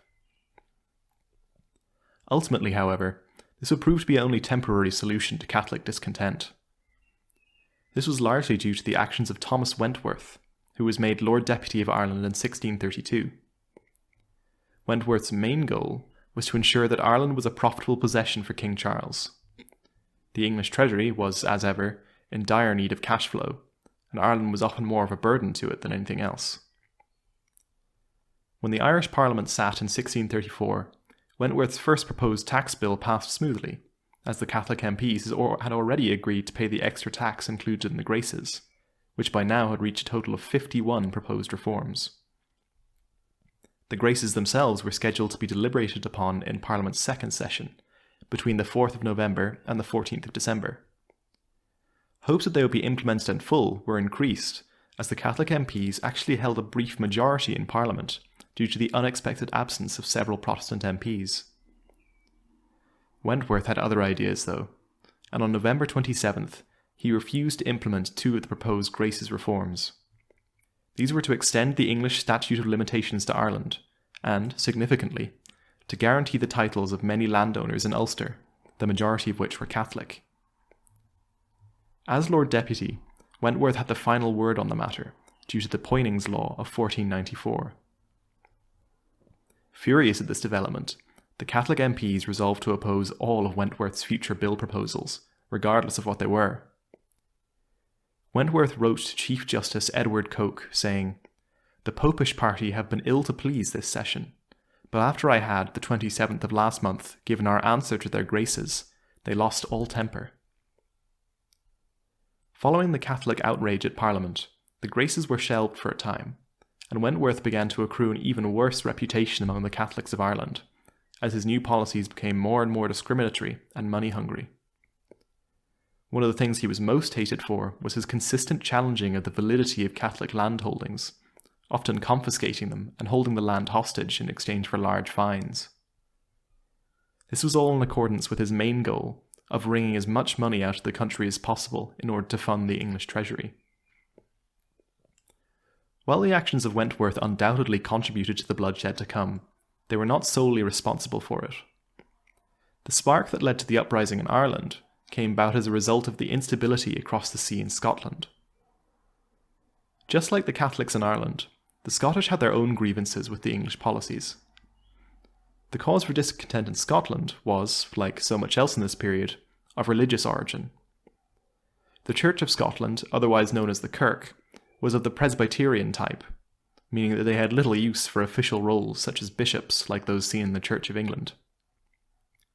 Some in the Kirk felt that the Protestant practice was not really so far removed from Catholicism, with the lack of fealty to the Pope being the only perceived difference. When Charles I tried to impose a uniform religious doctrine between the Church of England and Scotland in 1637, great upset resulted, as many Scots felt their religious freedom was being trampled. This move by Charles led to the wholesale rejection of Church of England doctrinal practice in Scotland by the National Covenanters in 1638. This group would become known to history as the Scottish Covenanters. All bishops were expelled from the kirk, much to the dismay and anger of Charles I. Charles decided that a display of force was required to cow the Scots into obedience. The plan that Charles devised had plenty of moving parts, consisting of several armies moving as one, with an end goal of linking up in Scottish territory. The largest contingent was a force of 20,000 men, which was to march northwards from England in the direction of Edinburgh. Meanwhile, the Marquis of Hamilton led an amphibious landing with 5,000 troops that was to come ashore at Aberdeen. The final piece of the puzzle was an Irish force, originating in Ulster under Randall MacDonald, the Earl of Antrim, which was to invade western Scotland and aim to join forces with royalist Scottish clans such as the MacDonalds. Things began to go wrong almost straight away, however, as the two smaller forces in the operation ran into difficulties. The Marquis of Hamilton and his 5,000-strong amphibious force were beaten to Aberdeen by James Graham, the first Marquess of Montrose. He occupied the town ahead of Hamilton's landing, and made sure it was impossible for the Marquis to bring his troops ashore. The Irish element of the force under MacDonald simply never materialised, leading to further difficulties for Charles. Not to be discouraged, however, the main English army marched to the Scottish border and mustered at the town of Berwick-upon-Tweed. While numerous, the actual troops of the English army were of very poor quality man for man. Many of them were conscripts from the northern militias, and plenty of them had no arms but simple bows and arrows, a somewhat outdated weapon in the age of pike and shot. The Covenanters came to meet this threat on their southern border with an army of 16,500 men, which was led by an experienced officer corps that had seen plenty of battle on the continent. Charles himself travelled to Berwick in the wake of his army, and arrived there on the 30th of May to issue a proclamation. As long as the Scottish Covenanter army remained 10 miles north of the border, he would not invade Scotland. The Covenanter forces under Alexander Leslie continued to advance, but stopped at Kelso, roughly 10 miles from the border. Neither side particularly wanted to fight, and negotiations ensued between the Covenanters and Charles. On the 19th of June, a peace was agreed, which became known as the Pacification of Berwick. Charles agreed that all disputed questions regarding the enforcement of Church of England law in Scotland should be referred to a General Assembly or to the Parliament of Scotland. The Scottish Parliament seized its opportunity to enact new legislation and completely abolished the use of bishops in the kirk and declared itself free from royal control. Charles concluded that this move must have been conducted with support from French intriguers and called Parliament to gather their support for a second invasion. The first so-called Bishops' War had been declared without permission from Parliament, as the English aristocracy had not really wanted to fight. Now Charles hoped that the threat of French interference would galvanise them. However, before voting on whether or not to support Charles's new war, the Parliament sought to work out some grievances that they had with Charles's policies, particularly with the royal prerogative to collect ship money. This was a tax that the king could implement without the approval of Parliament, and was generally levied on coastal areas. However, in the early 1630s, Charles had tried to make it payable by inland residents as well, causing much anger.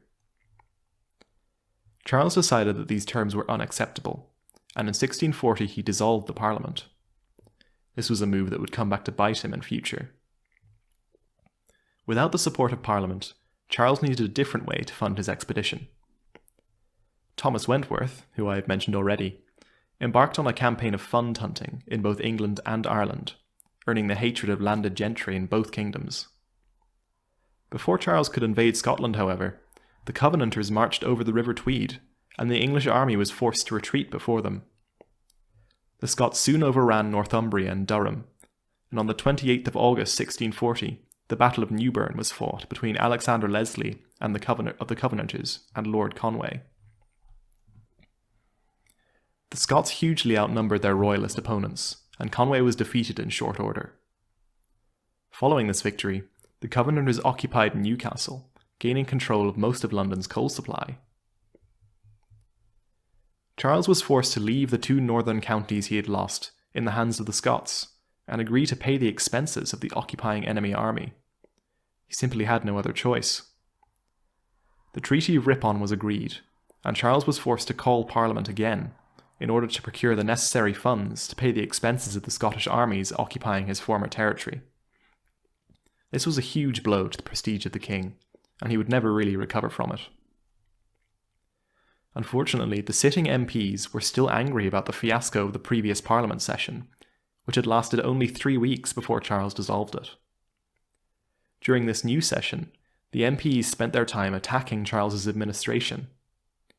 Many of his chief supporters, such as Thomas Wentworth and the Archbishop of Canterbury William Laud, were impeached and then executed.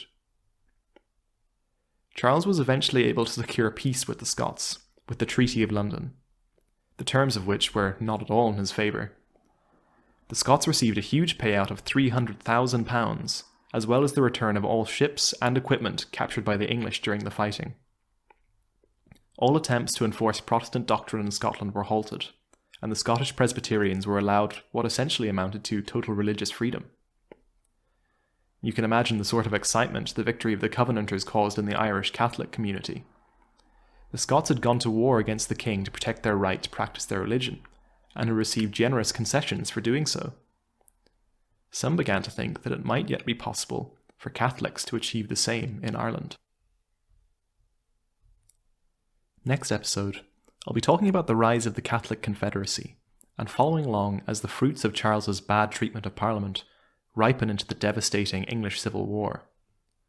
The War of the Three Kingdoms is on the way, and it'll be bloody in the extreme. Stay tuned for the next episode in this series, where I'll be returning to the goings-on in Ireland as the Catholic population makes its bid for religious freedom. As always, you can email me at keanrowanyt@gmail.com, and you can find my blog at www.irishhistoricalstudies.blogspot.com. If you have any questions about anything I've covered in this episode, please leave me a comment and we can have a discussion about it. Also, if you've spotted anything that sounded off, don't hesitate to tell me, and I'll try to have it cleaned up as soon as possible. Thank you for listening.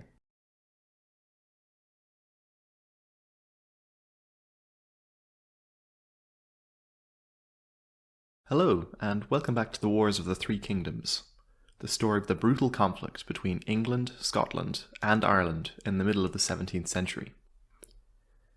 I'll be picking up from where I left off last episode, but first I'll give a quick recap. King Charles I has suffered a humiliating defeat at the hands of the Scottish Covenanters. This defeat was costly in more ways than one for Charles. There had been the obvious losses of men and money, but more importantly, the king's prestige had been shattered in the eyes of his subjects, and most importantly, Parliament. The victory of the Covenanters had far-reaching implications for the future of England, Ireland, and Scotland. The Irish in particular felt that it might be possible to replicate the feat achieved by the Scots and secure their own right to practice Catholicism without being discriminated against. The planned rebellion in Ireland was a confusing one for more reasons than one. One of the most confusing things about the rebellion is that it was ostensibly declared to protect the rights of Charles I.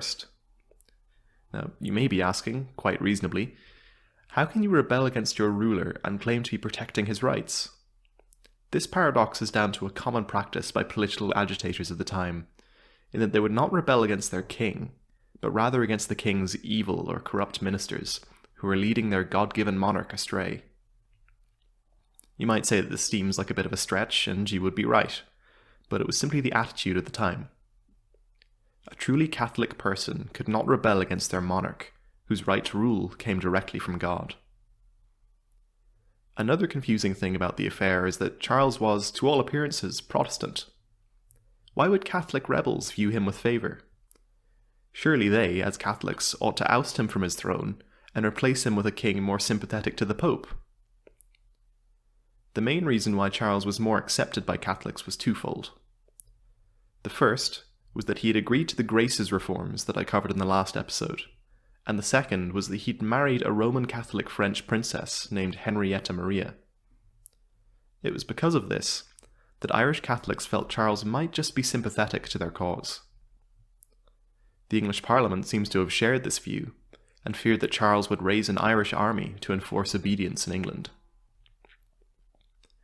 Returning to the rebellion itself, It began as what was intended to be a relatively bloodless coup d'etat. The rebels meant to seize control of Dublin Castle using surprise as their main weapon. Once in control, they would have the reins of administration firmly in hand, and could use their strong position to force concessions for Catholics. The plans were accelerated by fears that the English Parliament was going to invade Ireland with an anti-Catholic force and dispossess the Irish gentry of their lands. Ironically, this is exactly what the English Parliament feared Charles was planning to do to them, with the Irish army mentioned in Thomas Wentworth's letters to the king. Whether or not the letter was valid is debated, but an extract from it reads, "Sir, you have done your duty, and your subjects have failed in theirs, and therefore you are absolved from the rules of government, and may supply yourself by extraordinary ways. You have an army in Ireland, with which you may reduce the kingdom." It was due to the reveal of this letter to Parliament that Wentworth ended up dead by majority vote. The ringleaders of the Irish Rebellion of 1641 were mostly rich landowners, who stood to lose a great deal if Parliament really did sail across the Channel and beat them into submission. Most of them were from Ulster and were of Gaelic Irish stock. The seizing of Dublin Castle was delegated to Hugh McMahon and Conor Maguire. Meanwhile, their comrades Phelim O'Neill and Rory O'Moore were to march on Derry and seize important towns in the north. Both actions were to begin simultaneously on the 23rd of October 1641. When the appointed day came, McMahon and Maguire were immediately foiled, as Dublin Castle had been informed of the plot by an agent named Owen O'Connolly. The two men were both seized by the English authorities and taken prisoner. O'Neill and O'Moore saw better success than their unfortunate compatriots. The two men managed to take several important forts in the north. After a day's work taking forts by surprise throughout the northern regions, O'Neill went to Dungannon, the historic seat of the O'Neill dynasty. Here he issued a proclamation, which has since become known as the Proclamation of Dungannon. An excerpt from the proclamation reads, "This proclamation is to inform all in this country that the present meeting and assembly of the Irish is in no way intended against the king, or to hurt any of his subjects either of the English or the Scottish nations, but only for the defence and liberty of ourselves and of the natives of the Irish nation. We order all people at once to return to their homes under pain of death, and promise that any hurt done to any person or persons shall be at once repaired." Several days later, at the town of Newry on the 4th of November, O'Neill revealed his trump card. He produced a charter, supposedly from Charles I of England, authorising him to lead the Catholics of Ireland in defence of the kingdom against the king's Protestant opponents in Parliament. This charter was almost certainly a forgery, designed to justify the position of the rebels and attract further support to the cause. In this it succeeded, as many of the undecided gentry of the island resolved to support the uprising following the reveal of the charter. This was good news for the rebels, but soon the rebellion they'd instigated would spiral hopelessly out of their control, and the mild-mannered sentiments extolled by O'Neill in his proclamation would be forgotten. The English authorities in Dublin described the burgeoning rebellion as a most disloyal and detestable conspiracy intended by some evil-affected Irish papists. They also alleged that the purpose of the uprising was the massacre of Protestant civilians and the destruction of property. Given the anarchy that had begun to erupt in Ireland, this later opinion can perhaps be understood. The response from Dublin was to send two commanders named Charles Coote and William Lager into Wicklow and Cork. The historian Padraig Lenihan said that these expeditions were characterised by excessive and indiscriminate brutality against the local Catholic population. The actions of Lager and Coote caused something akin to a peasant uprising in Munster, which joined forces with the existing rebels. Meanwhile in Ulster, where the fire of rebellion was burning hottest, all law and order was breaking down. Across the province, Protestant families were being lynched by their Catholic neighbours and having their homes burned to the ground. The leaders of the uprising desperately tried to contain the bloodlust of the downtrodden locals, but to no avail. Richard Bellings, a contemporary Catholic source at the time, talks about O'Neill's efforts to calm people down, but that ultimately, the floodgate of rapine, once being laid open, the meaner sort of people could not be contained. The public unrest spread across the country but remained at its most savage in Ulster. The death toll amongst Protestant settlers is known to be very high, but both sides claim conflicting numbers. Parliamentarian pamphlets from the time state that over 200,000 settlers were slaughtered by the rebels. This number beggars belief somewhat, but modern estimates point to the still staggering amount of 12,000 dead across the kingdom. It is thought that 4,000 of these deaths were in Ulster alone, clearly demonstrating just how bad things got for the Protestant population there. On the 10th of May 1642, Archbishop O'Reilly convened a synod at Kilkenny. Attending the meeting were 3 archbishops and 11 bishops. At this synod, the assembled clergy drafted the Confederate Oath of Association. Those who took the oath swore allegiance to Charles I and vowed to obey all orders and decrees made by the Supreme Council of the Confederate Catholics. The assembled bishops encouraged all Catholics to take the oath and asserted that the rebellion was a just war. Thus the Catholic Confederacy was born, and the rebels were henceforth known as the Confederates. The newly formed Confederacy immediately faced pressing difficulties. The English Parliament had voted funds to support an army of 8,000 to subdue the rebellion. The very same day, Phelim O'Neill revealed his supposedly royal charter at Newry. In addition to this, any hopes that Charles would look favourably on the rebels were dashed when he too contributed his resources to raising an army against them. Charles was not ready to throw in his lot with Catholic rebels. Not yet, at any rate. By mid-1642, the total forces arrayed against the rebels consisted of 40,000 foot soldiers, 3,600 horse, and an additional 300 to work the artillery. A truly formidable army. 10,000 of these troops came from the Scottish Parliament. Evidently, the bishops' wars had not damaged relations so much that the Scots would refuse to fight. The deaths of many Scottish settlers in Ulster probably contributed to their willingness to fight for Charles as well. When the English forces arrived in Ireland, they moved swiftly from Dublin to Drogheda and raised the rebel siege there. On the 15th of April, the first real engagement of the war took place. James FitzThomas Butler, the Duke of Ormond, was leading a contingent of his troops back to Dublin after resupplying a number of English forts. He was blocked on the road by his cousin Richard Butler and the 8,000 Irish militia at Kilrush. The Duke had only 2,500 men on hand, but they were all professional soldiers, and this fact would tell in the coming battle.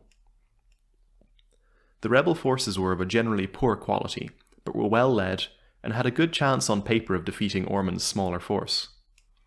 When the battle was joined, however, the rebel left flank broke almost immediately following the first charge by Ormond's men. The right flank held for a time, inspired by their leaders, but eventually broke and ran too. The rebels were pursued for many miles, being harried all the way by the English troops and taking heavy casualties. The historian Thomas Carte, writing in the 18th century, claimed that over 700 rebels were killed to only 20 English troops. Given the dismal performance of the rebels in the battle, this sounds like a likely number. However, it should be noted that Carte also claims the Irish troops were all well armed and the choice of 8 counties, which I find somewhat hard to believe. Had this been the case, Ormond would have been hard-pressed to achieve what he did. The first battle of the war had been a disaster for the rebels. A total collapse was prevented by the sudden outbreak of the English Civil War in October 1642. The old fears that Charles would use the army against Parliament returned with a vengeance. The 40,000 men in Ireland could easily turn around and invade England should Charles order it. In addition to this, Charles had tried, and failed, to have several members of the House of Lords arrested. Following this, Charles had left London and travelled north out of fears for his family's safety. Soon after, various regions began to declare their sympathies to be either with Parliament or with the King. The outbreak of the Civil War was a godsend for the rebels in Ireland. Suddenly, they were no longer the main focus of the English army. By late 1642, most of the huge army that had travelled to Ireland to subdue the rebels had been withdrawn to fight in the Civil War. With the unwelcome attentions of the English army diverted, the Catholic Confederacy was able to consolidate its gains and take a much-needed break. The troops that had started the rising had been of a very poor quality, and showed their lack of experience at the Battle of Kilrush and other places.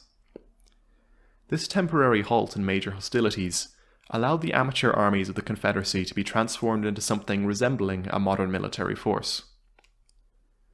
The conflict which now began would come to be known as the Confederates' War, the Irish front of the War of the Three Kingdoms.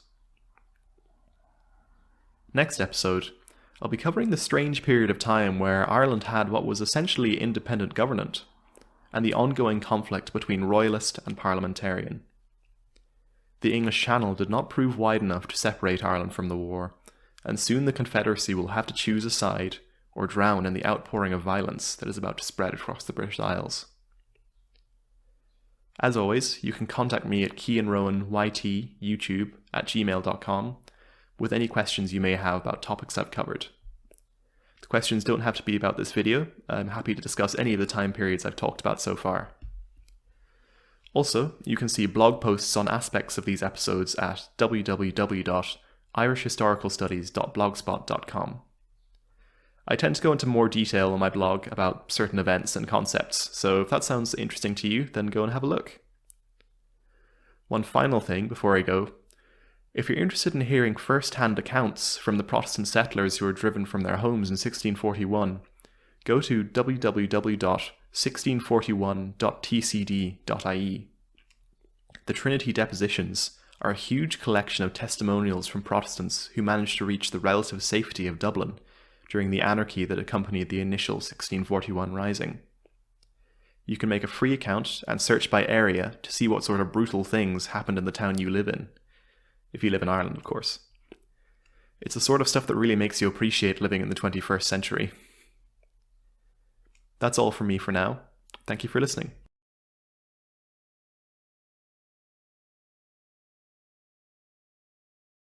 Hello, and welcome back to my series on the Wars of the Three Kingdoms, and more specifically the history of Ireland during the period.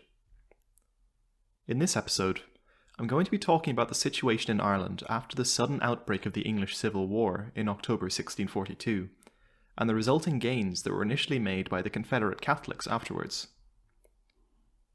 This video is the third of a series, so if you haven't watched the previous two in the playlist, you might find yourself a little confused about the events that I'm about to describe, so I'd recommend that you go back and watch them. If you're all caught up, then we can begin, with a short recap, just to be safe. With the outbreak of the 1641 rebellion in Ireland, both Charles I and his Parliament momentarily put aside their quarrels to gather an army to destroy the revolt. Some 40,000 men arrived on the island to do just that, with 8,000 coming from the English Parliament, another 10,000 from the Scottish Parliament, and the remaining 22,000 being funded by Charles himself. The initial engagements between the poorly trained Irish Confederates and the English soldiers resulted in bloody defeats for the Irish, and these defeats would likely have snowballed into a complete capitulation had it not been for the timely eruption of civil war in England. The grievances between Charles and his Parliament had finally come home to roost, and a decade of bloody infighting was to follow. By the end of 1642, the Catholic Confederacy unexpectedly found itself in control of almost 3/4 of Ireland, and the numbers of English troops on the islands dramatically decreased, as most were called home to fight for Charles or Parliament.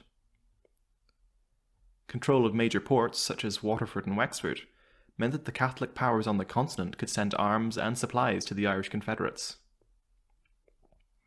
This unexpected breathing room that the Confederacy had been gifted with allowed it to consolidate its position and begin turning its numerous but poorly trained army into a more efficient fighting force. The command structure of the Confederacy was also subject to some reforms, as something resembling a bicameral parliament was formed. The General Assembly represented something close to the English House of Commons, while the second house, known as the Supreme Council, fulfilled the role of the executive branch. Despite having all the trappings of being an independent government, the Catholic Confederacy never referred to itself as such. Throughout the Wars of the Three Kingdoms, the Confederacy professed loyalty to Charles I, as demonstrated by their motto, Irishmen united for God, King, and Country. The Confederates were careful not to do anything that would jeopardize this picture, hence why the General Assembly never referred to itself as a parliament, as legally only the king could call a parliament to session. This loophole allowed the Confederacy to maintain their own legislative institution while still calling themselves royalists. By mid-1643, the Confederate position in Ireland was a very strong one. Their armies had become much more effective due to the leadership of veterans such as Thomas Preston and Owen Roe O'Neill, and were well armed due to shipments of supplies and weapons from France, Spain, and Rome. Much of Ireland was firmly in their control, with the exception of Ulster, Cork, and Dublin, which were still in the control of either royalist or parliamentarian forces from England or Scotland in the case of Ulster. These non-Confederate power bases were weakened in a way that their Irish enemies were not, due to the divides between royalist and parliamentarian. Overall, for a time, the Catholic Confederacy really held all the cards in Ireland. It may surprise you, from this description of the Confederate position, that they did not press their advantage and attempt to conquer all of Ireland while England was occupied fighting itself. In the end, it all comes back to the fact that the majority of the Confederates wished to maintain close ties with the king, rather than pursue a truly independent Ireland. There were, of course, those among the Irish that felt differently, but they were in the minority. As a result of this desire to cultivate good relations with Charles I, the Confederates negotiated a truce with the royalist side of the English Civil War. This truce was agreed between the Supreme Council and the first Duke of Ormond, James Butler, who was the senior general of the royalist forces in Ireland at the time. The truce was agreed at Gigginstown near Naas, and signified the end of all hostilities between the Confederates and Ormond's royalist forces based in Dublin. The historian Thomas Carte wrote that the terms of the truce were as follows. The Confederacy would pay a handsome sum of £30,000 in instalments all the way up to May 1644 as a gesture of their loyalty to Charles. Half this payment would be in cash, while the other half would be in live cattle, in a strange callback to the practices of medieval Ireland. However, the transition into peace was not without complications. Murrough O'Brien, 1st Earl of Inchkin, strongly objected to the peace and declared a mutiny against Ormond. He and his men stationed in Cork switched sides and declared their allegiance to the English Parliament. Cork had previously been a strong royalist power base in Ireland, and its loss to the parliamentarians was very damaging to the royalist cause. Following the truce, the Confederacy continued to make attempts on the parliamentarian strongholds in Ireland, but saw only a little success, such as the capture of Bandon from Inchkin in late 1644, and some small victories on the battlefield. These small victories aside, a stalemate was clearly beginning to develop, as neither side seemed capable of making any real progress. The status quo was abruptly shaken up when Pope Innocent X decided to take a more open role in proceedings. The papacy had always been the most staunch of the Confederacy's supporters in Europe, sending more supplies and weapons than France and Spain put together. Now that a stalemate was evidently developing, the Pope decided to send a representative to Ireland in an attempt to galvanise the Confederates. Having received an envoy from the Confederacy in 1645, Pope Innocent responded by sending a papal nuncio to Ireland, a man who could speak with the authority of the Church and act as the Pope's direct representative. The nuncio was a man named Giovanni Battista Rinuccini, the Archbishop of Fermo in northern Italy. Rinuccini did not just bring the Pope's favour with him, he also brought a very large quantity of supplies, weapons, and most importantly, money. This princely gift to the Confederacy meant that the nuncio garnered a great deal of influence with the Supreme Confederate Council the moment he arrived in Ireland, and remained at the forefront of Confederate politics throughout the remainder of the conflict. Many of the more militant members of the Confederacy, such as Owen Roe O'Neill, became dedicated followers of Rinuccini, as they felt that he spoke with the voice of the Pope.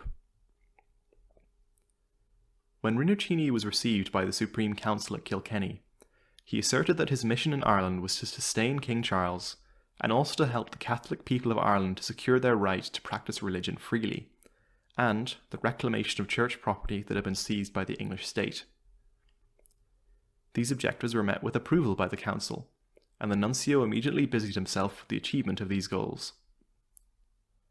Ultimately, though, Rinuccini would prove to be bad news for the Confederates, as his arrival sowed the seeds of distrust between the members of the Confederacy, as would later be demonstrated. The first crack in the otherwise united Confederate front came from negotiations for mutual aid between Charles I and the Confederate Supreme Council. The council had negotiated for concessions on the practice of Catholicism in return for military aid to Charles against Parliament. The king sent Edward Somerset, the second Earl of Glamorgan, to Ireland in late June 1645 to seal the deal and accept the demands of the council. In return for these concessions, the Confederacy would agree to send an army to England to aid Charles in his steadily collapsing campaign against Parliament. This accommodation between the king and the Confederacy ultimately fell through, however, as a copy of Somerset's orders was revealed to the English Parliament, and Charles was forced to deny all knowledge of the deal and declare Somerset a traitor.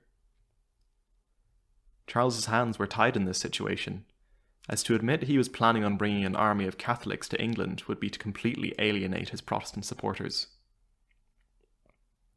Not to be deterred, the Royalists and Confederates soon began to negotiate another deal, this time with the Duke of Ormond, James Butler.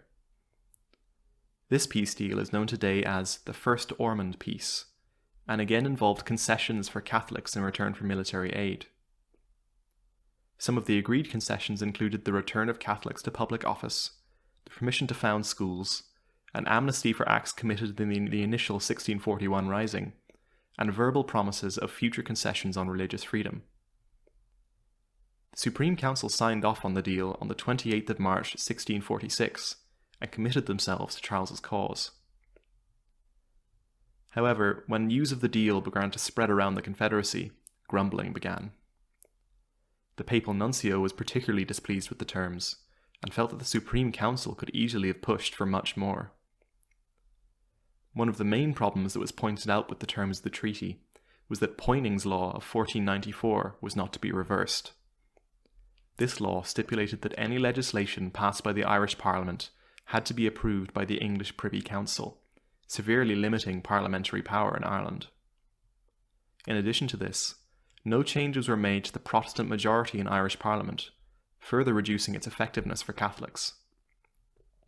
Finally, and most damning in the eyes of Rinuccini, all churches taken over by Catholics during the fighting would have to be returned to Protestant hands, and no written promise of free religious practice had been made. The First Ormond Peace proved to be a polarizing topic for the Confederacy. The terms were entirely rejected by the Catholic clergy, as well as by some of the Confederacy's best military commanders, such as Thomas Preston and Owen Roe O'Neill. Even the Confederate General Assembly found itself at odds with the deal, and many began to wonder if the Supreme Council was reliable, given that so many of them were related to Ormond by marriage or by blood. The pessimists amongst the Confederacy also pointed out the Royalist cause was not worth spending any more blood on, as Charles was evidently close to defeat at the hands of his parliamentarian enemies. Those amongst the Confederacy who opposed the peace had the full backing of Rinuccini, who actually threatened to excommunicate those who were in what he called the Peace Party. Thus were the first divisions drawn in the fabric of what had previously been a united movement. Ultimately, the First Ormond Peace was rejected, as the Supreme Council was forced to go back on its word due to the overwhelmingly negative response from the wider Confederacy. Perhaps seeing that Charles was finished, or simply despairing at any peace deal ever materialising, the Duke of Ormond handed Dublin over to a parliamentarian army under Michael Jones. Following this, the Irish shifted back onto a war footing, buoyed up by O'Neill's defeat of the Scottish at the Battle of Benburb in June 1646. Their new objective was to conquer all of Ireland before Parliament could finish off Charles and send their troops across the Channel. In hindsight, this is probably what they should have done from the beginning, but I'll try not to engage in too much armchair generalship. Dublin and Cork were now the main parliamentarian strongholds in Ireland, and the Confederacy committed itself to capturing them. Unfortunately for them, 1647 was to be a disastrous year for the Confederate offensive. First, Thomas Preston and his forces in Leinster were convincingly defeated at the Battle of Dungan's Hill by a parliamentarian army under Michael Jones, leaving the Confederate forces in Leinster in a sorry state. Less than 3 months later, the Confederacy's Munster forces suffered a similar fate at the hands of Inchkin at the Battle of Knockenouse. Suddenly, the conquering mood that had gripped the General Assembly deserted them, and they once again became anxious to strike a deal with Charles I, who by this point was equally desperate for aid. The new terms addressed many of the grievances the General Assembly had grumbled about with the original Ormond Peace. Poyning's law was to be reversed. Concrete promises were made regarding free religious practice, a partial reversal of the Ulster plantations, and a recognition of lands taken by the Irish during the war. Charles demonstrated his sheer desperation here, as he is seemingly offering the moon and the stars in exchange for military aid. In return for this deal, however, the Catholic Confederation was to dissolve itself and place its not inconsiderable military might under royalist commanders. Even with the generous concessions from Charles, there are many in the Confederacy that still felt the peace was a betrayal of the cause. Many refused to join the new royalist alliance, and Owen Roe O'Neill, ever the fundamentalist, actually started a brief but bloody internal conflict within the Confederation. There are some interesting parallels to be drawn between the Confederate infighting and the Irish Civil War of the 20th century following independence. Peace, it seems, is hard to agree on. O'Neill's Civil War coincided with a second eruption of violence in England, which became the Second English Civil War. Rinuccini attempted to support O'Neill by threatening any supporters of the new peace with excommunication, but he could not get the Irish bishops to agree on the matter. Eventually, likely despairing, Rinuccini got on a boat at Galway and left for Rome on the 23rd of February 1649. The Confederate Civil War can be described as a symptom of the differences between the members of the Confederacy. Those who were inclined to come to terms with the Royalists did so because their lands were to be respected, and desired little else than this assurance.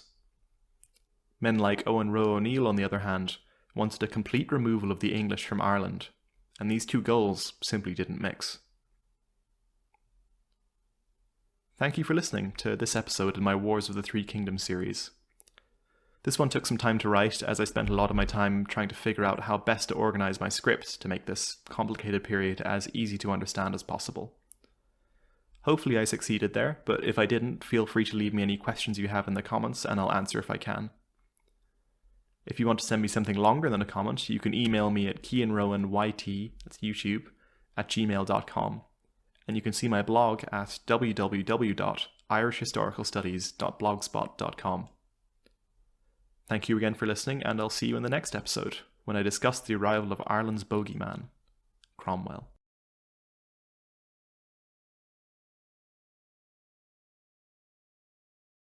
Welcome back to the channel, and to this series on the Irish front of the Wars of the Three Kingdoms. Last time, the cracks began to show in the outwardly united Confederate Catholic front, and the papal nuncio Rinuccini finally left Ireland, despairing at the prospect of Catholicism being restored. This episode, we are beginning with a momentous event in the history of England, that being the execution of Charles I by Parliament. Charles was executed on the 30th of January 1649, and left England without a monarch for the first time in its long history. This sudden absence of central control left a pretty large power vacuum, and Parliament stepped in to fill it. The Kingdom of England was reformed into the new English Commonwealth, an entirely new political entity, headed by Parliament. The remaining supporters of the late Charles I were by now mostly confined to Ireland, as one of Charles's last acts had been to strike a deal of mutual aid between the Catholic Confederacy and the Royalists. Once the English Commonwealth consolidated its power at home, it looked across the Channel to Ireland, which was now essentially self-governing following the death of Charles. An independent Ireland that was a hotbed of royalist sympathies could not be allowed to stand, and plans were drawn up by Parliament to conquer the island once more. The leadership of the Irish campaign was given to a man named Oliver Cromwell, whose name lives in infamy amongst Irish historians. Oliver was born into the middling English gentry on the 25th of April 1599. His ancestry can be traced to the famous Thomas Cromwell, who had been chief minister to Henry VIII in his day and wielded a great deal of influence. The novel Wolf Hall by Hilary Mantel is a fictional retelling of Thomas Cromwell's life as the king's minister during the turbulent period of Henry's break with the church, and is a very interesting read if you're interested in that period. We know frustratingly little of the greater portion of Oliver Cromwell's life until his rise to fame as a general and statesman during the English Civil Wars. Only 4 of his personal letters survived to give us an idea of what the man was like, along with a portion of a speech he gave in 1628. What we do know is that he was extremely religious, having been converted in 1630 by the English Puritans, who were a group of English Protestants who thought that the Elizabethan reforms to the faith had not gone far enough and required further examination. Cromwell's conversion turned him into a true religious fundamentalist, who genuinely believed that his faith would bring him victory over his enemies, much as the medieval kings of old once believed. Cromwell's entrance into political society came when he was elected as a member of Parliament for Huntingdon in 1628. By the time the First English Civil War came around, he had become the representative for Cambridge and pledged his support to the parliamentarians. Cromwell was not a military careerist, but ably demonstrated his aptitude for military matters in the First and Second English Civil War, earning himself a prominent role in the command of the New Model Army. The New Model Army was formed in 1645 by the parliamentarian side of the English Civil War, due to feelings of dissatisfaction with the state of their forces at the time. The soldiers of the army were full-time soldiers rather than part-time levies, and its officer corps were forbidden from sitting in Parliament to ensure that they stayed clear of any political intrigues. The army was made up of veteran soldiers who held Puritan beliefs much like Cromwell's, and from conscripts who held a more diverse range of beliefs.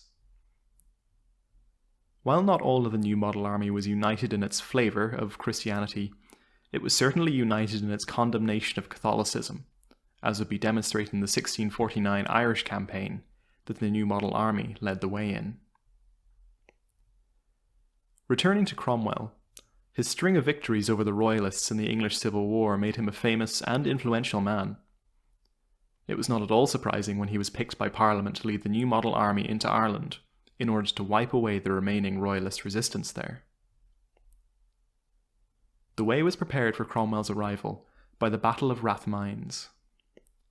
By early 1649, Dublin was the only remaining parliamentarian outpost in Ireland, and the only safe port for Cromwell's invasion force.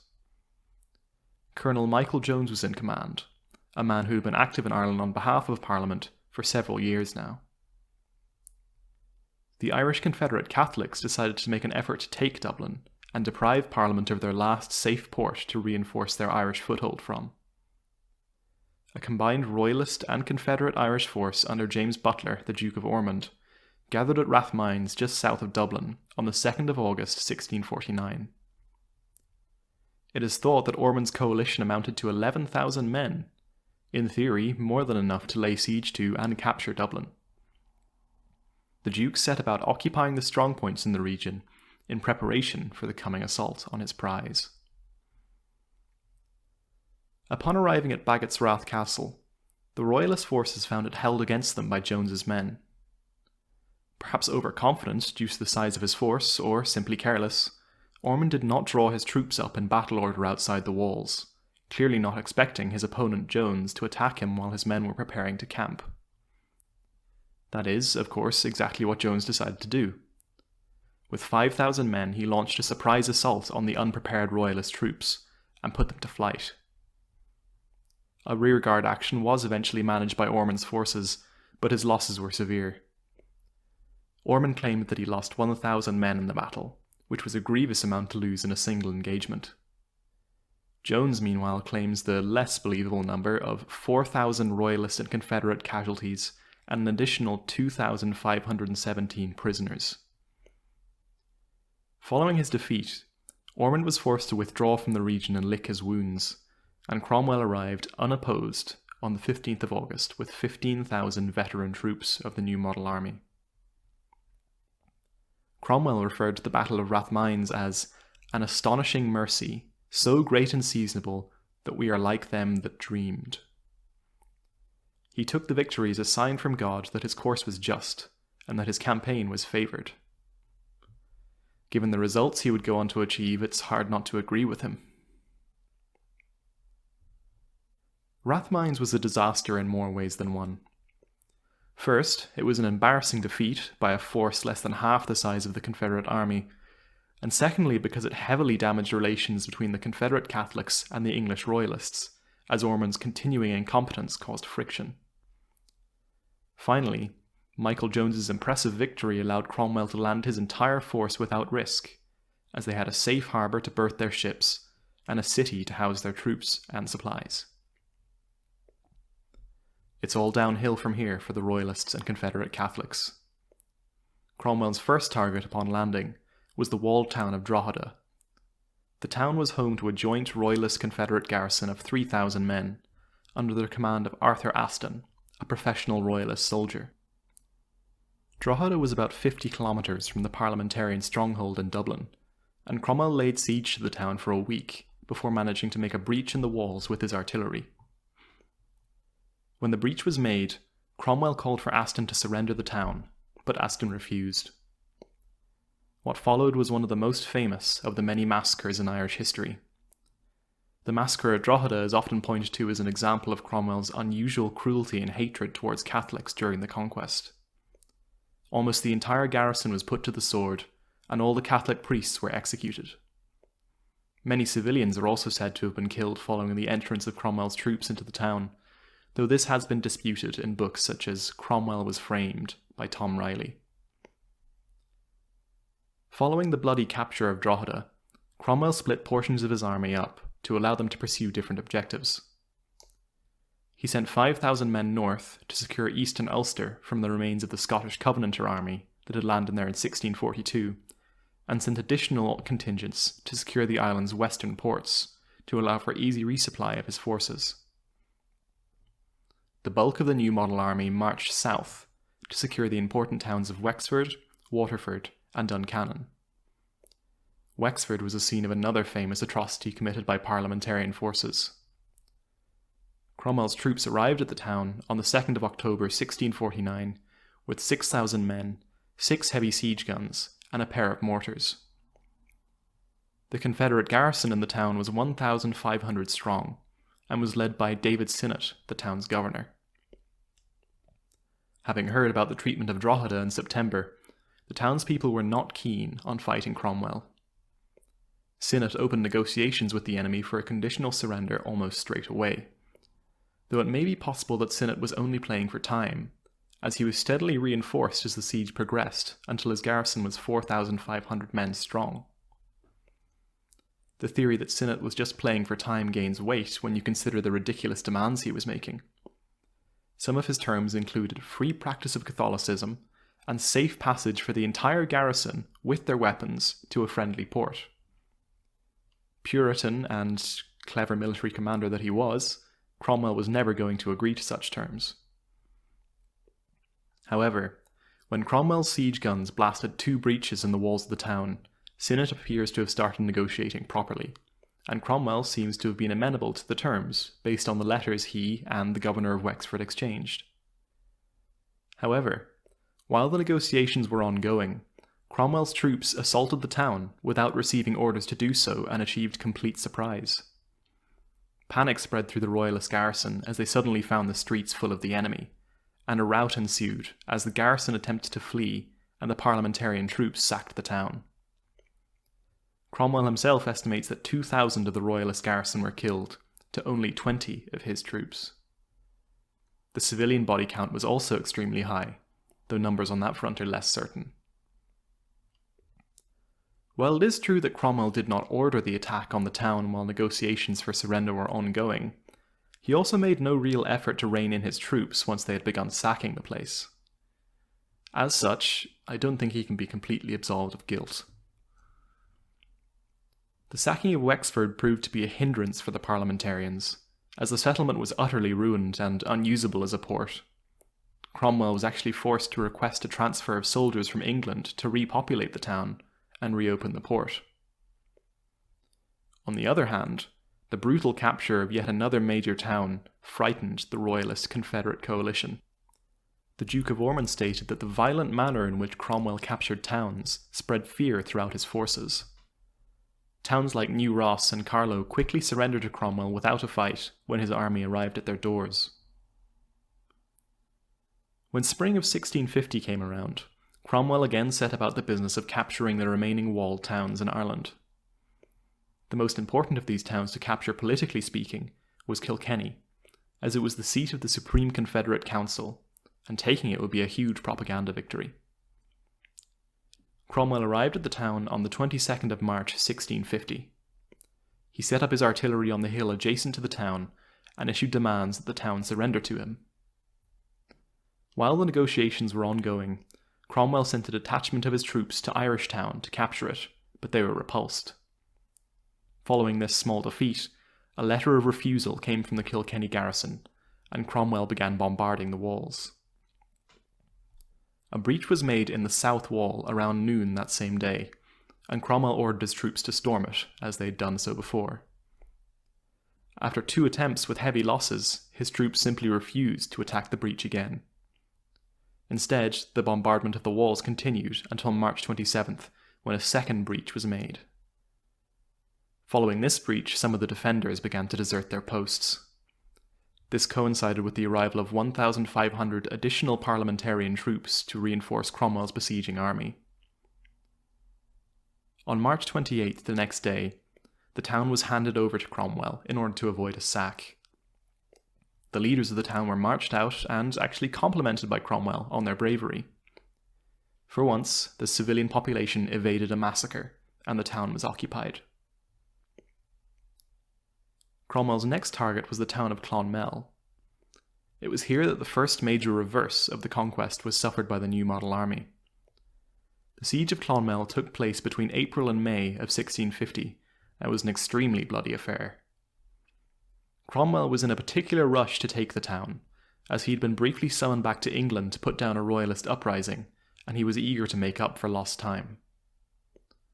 As a result of this desire, he opted for a speedy assault rather than a protracted siege. Cromwell positioned his artillery on a hill, as per usual, and began to batter the walls of the town. Once a breach was made, Cromwell prepared his men to storm it. However, the town's commander Hugh Dove O'Neill, or Black Hugh O'Neill, ordered the townspeople to prepare a killing field in the breach that would force the enemy into a narrow choke point where they would be faced with pikes, muskets, and cannons loaded with chain shot. Chain shot was a particularly grisly invention that caused horrific damage to anything it came into contact with. It was essentially 2 cannonballs tied together by a length of chain.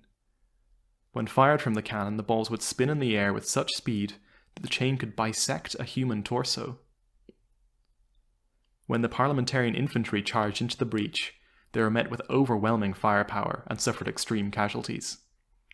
The infantry had no room to move and could barely raise their weapons as they were cut down in droves.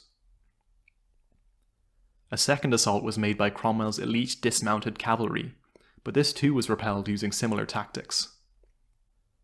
Following this extremely bloody assault, Cromwell called off the attack for the day. O'Neill's men had expended nearly all their ammunition, and so slipped out of the town under cover of darkness, leaving the town completely defenceless.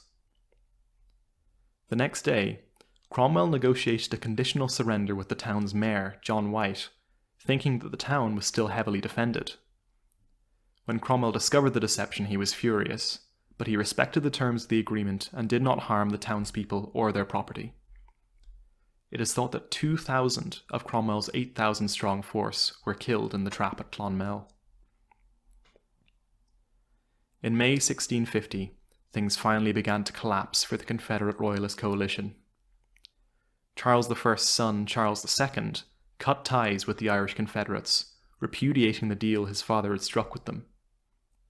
Instead, he signed an agreement with the Scottish Covenanters in the Treaty of Breda. This event completely undermined Ormond's position as head of the Royalist coalition in Ireland, and caused many to desert the parliamentarian side, as Cromwell offered generous terms to Protestant Royalists in Ireland. Cromwell himself had by this point passed command of the Irish campaign to Sir Henry Ireton, and returned to England to deal with Charles II and the Scottish Covenanters. Ireton inherited an army that had won many victories, but was severely depleted by combat and disease. The Catholic Confederacy still commanded significant forces, particularly in Ulster. Luckily for Ireton, these Ulster forces would soon meet with disaster. The 6,000-strong Confederate force in Ulster had formerly been commanded by Owen Roe O'Neill, the veteran soldier, but he had died in 1649, leaving command of the army to an inexperienced Catholic bishop named Heber MacMahon. The Ulster army encountered a 3,000-strong parliamentarian force under Charles Coote in June 1650. This English army was by no means professional, being made up mostly of settlers that had taken up arms during the war. Despite the overwhelming numerical advantage the Confederates possessed, MacMahon's inexperience allowed Coote to win the day. The Ulster army was routed and took 2,000 casualties. It was never to be a useful force to the Confederacy ever again. The final strongholds of the Catholic Confederacy were now Limerick and Galway. Ireton took his troops to Limerick, while Charles Coote marched down to Galway. Both towns possessed strong, modern defences and could not simply be battered open in the same manner as Drogheda or Wexford. Instead, the parliamentarians elected to simply starve the defenders out, seeing as help would not be coming, and Limerick fell in 1651. Galway followed in the next year, and this heralded the end of organised resistance to the parliamentarians. After the fall of Limerick and Galway, guerrilla attacks were orchestrated on Parliament's forces, but no real damage could be done, as the Catholic Confederacy was utterly shattered. The Irish guerrillas mounted attacks on English supply convoys, but these simply invited vicious reprisals that devastated the civilian population. The guerrilla campaign finally ended when surrender terms were published in 1652. These terms allowed Irish troops to go abroad to serve in foreign armies not currently at war with the Commonwealth of England. Most of the Irish guerrillas travelled to France or Spain, probably guessing that these nations had the best chance of being at war with England in the near future. The last Irish and Royalist forces under Philip O'Reilly gave their formal surrender at Clough in County Cavan on the 27th of April 1653. The final defeat of the Confederate forces led to an event known as the Cromwellian Settlement. This event was characterised by widespread land confiscations and the relocation of many Catholic Irish to Connacht. In some ways, this was at last the completion of the English colonisation of Ireland, as the native Catholic landowner class were utterly destroyed, to be replaced by people of English identity. The speed and brutality with which Cromwell conquered Ireland was stunning. One of the most amazing things about the whole conflict is that Cromwell had no prior military experience before his role as commander in the English Civil War. Despite this, he routinely defeated men he ought to have had no business being capable of defeating. The victory of Cromwell in Parliament was a heavy blow to thoughts of an independent Ireland, but it was far from the last time that the people of the island would rise up in rebellion. Thank you for listening to the final episode in my series on the Wars of the Three Kingdoms. Throughout this series I've been focusing on the Irish side of the war, only referencing England and Scotland where absolutely necessary.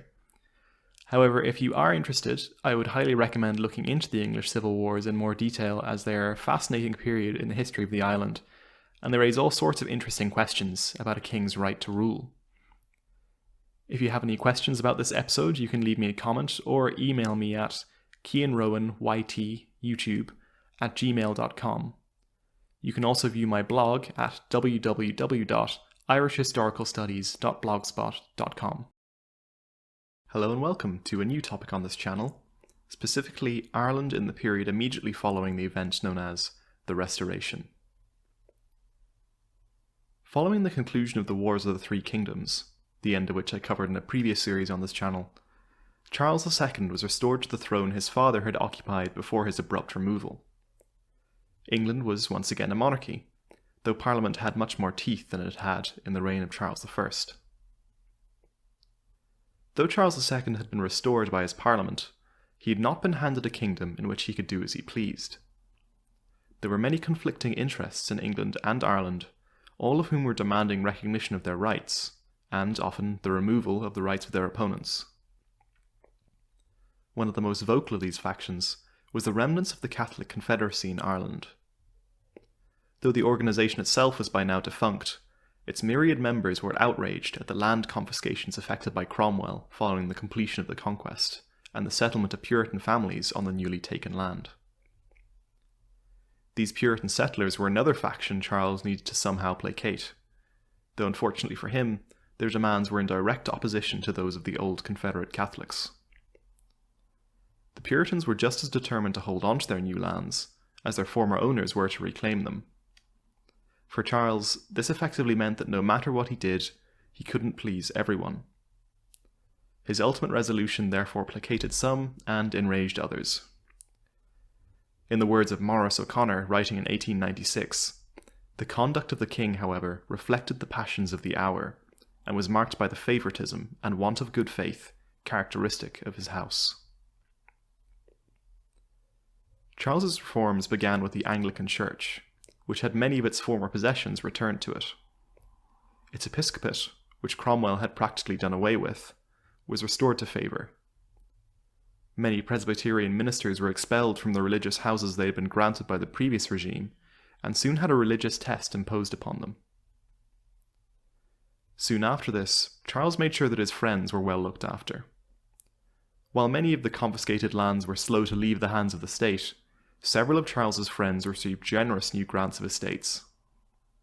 The Dukes of York and Ormond were some of those who benefited most from this behaviour. Thousands of acres of land were handed out in this manner, with very little regard for fairness or even sound policy. At this time, Lord Hyde, the first Earl of Clarendon, was chief advisor to Charles II. Clarendon was known for his fiercely anti-Catholic worldview, and he sought to impose his own measures on England's subject Catholics via his influence with the king. Though Charles wanted to look after his friends, some of which were Catholic, he consented to Clarendon's view, and soon after it was announced that the so-called English interest was to be maintained in Ireland. Claims on Irish land were thereafter arranged on the following basis. The adventurers and Cromwellian soldiers who had gained new lands following the conquest were, with a few exceptions, to maintain ownership of them. Certain classes of Protestants were also earmarked to regain lost estates. This of course left about 4,000 to 5,000 angry Catholics still bereft of their former lands. Another plan was devised to calm them down, which would hopefully be acceptable to the Puritan party as well. The former Catholic landowners were to have their old property returned to them, on the condition that they could pass a test of innocence. Naturally, of course, very few Catholics were expected to be declared wholly innocent of the damages against the Crown from 1641 onwards. The Irish Parliament had by this point been restored, and was filled with a mix of Protestants and Puritan zealots. Despite the fact that very few Catholics stood a chance of regaining their lands as a result of Charles's new decree, Parliament was nonetheless outraged. Discussion of the matter was transferred to Whitehall, but very little was changed about the proposed terms, and the so-called Act of Settlement was passed. While all this had been taking place, a commission had been appointed to begin assessing the innocence of various Catholics. As it turned out, a significantly larger number were managing to secure a positive verdict on their land restoration pleas than Charles had perhaps intended. Naturally, the Irish Parliament was further infuriated by what they saw as a confirmation that their grievances with the king were valid. This act actually caused so much consternation that there was talk of rebellion among the Cromwellian settlers, which prompted Charles and his ministers to make an amendment to the Act of Settlement. This act became known as the Act of Explanation. Under its terms, the Cromwellian settlers were obliged to hand over a third of their lands to those Catholics who had been judged innocent. The settlers were absolutely incandescent over this amendment, and it didn't make the Catholic faction much happier either. Even after the third of the Cromwellian land had been doled out to innocent Catholics, 3,000 to 4,000 former landowners were still locked out of their old family estates. Through the amendment, Charles managed to quite successfully please nobody at all. Though both Protestants and Puritans had been angered by the Act of Explanation, they could at least content themselves with their complete domination of Parliament and the greater portion of land they still retained. Catholics too were receiving concessions, as a result of Charles's continuing attempts to please everybody. The Duke of Ormond was assigned the duty of government in Ireland, and though he staunchly upheld the Anglican Church, he allowed Catholic priests to practice their ministry as well. O'Connor describes this policy as not profound or far-sighted, but it was wise, prudent, and perhaps suited to the time. Like other Lord Lieutenants before him, Ormond was of the belief that a strong state presence needed to be maintained in Ireland if peace was to be possible. Under his government, the Irish army was enlarged, and local militias were trained in certain areas to fulfill the basic functions of a police force. Ormond's other focus was increasing the economic viability of the island. For most of Ireland's occupation by the English crown, it was a liability to the treasury rather than an asset. It was Ormond's aim to make the kingdom pay for itself at the very least, and maybe even turn a profit. To achieve this aim, he encouraged trade and more efficient agricultural practices. The linen and wool trade, which had almost been annihilated during the Wars of the Three Kingdoms, were also revived under Ormond's auspices. Ormond was also responsible for some of the first projects which might be termed public works in Ireland. Kilkenny College is an example of one of these, and O'Connor also mentions a hospital for soldiers, but I doubt the average inhabitant of Ireland felt that this constituted a public work. For 25 years following Charles II's restoration to power, Ireland was quiet. Ormond governed as Lord Lieutenant for most of this time, but not all. In 1670, Ormond was replaced as governor by Lord Berkeley of Stratton. Berkeley was appointed to the role as part of a treaty with the French that demanded greater concessions for Charles's Catholic subjects. As soon as he entered office, Lord Berkeley immediately made it clear where his sympathies lay. Almost straight away, Catholics began to be admitted to state offices that they had previously been locked out of. Fresh protests sprang up against some aspects of the Act of Settlement, and Mass was even celebrated in Dublin. These changes were very worrying for Ireland's Protestant population, and caused consternation in England as well. The treaty with the French was denounced at Westminster, and Lord Berkeley was unceremoniously ejected from his office in favour of Lord Essex. Essex swiftly stamped on any hopes the Catholic Irish had been entertaining about gaining control of the machinery of state. The Protestant ascendancy was firmly reasserted, and Essex maintained the peace in Ireland until Ormond was once more reassigned to the post, which he would hold all the way up to the crowning of James II in 1685. The aftermath of a royal succession can often be a turbulent time in any kingdom, as the malcontents of the previous regime attempt to make their anger felt before the state can be reorganised. Luckily for James II, Ireland was surprisingly quiet when he took the throne. Most of the active Irish leaders were either serving abroad in foreign armies or peaceful for now.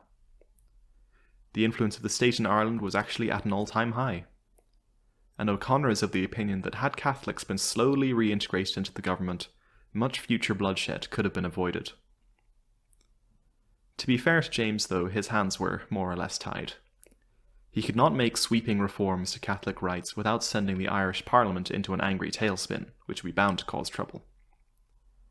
On the other hand, the system was so blatantly unjust that James must have known it could only lead to a different sort of trouble down the line. James's first act as king was to replace the Lord Lieutenant of Ireland, then the Duke of Ormond, with the Earl of Clarendon, a pick which would have pleased the Protestant faction in Ireland. However, the orders Clarendon was given were less pleasing to them.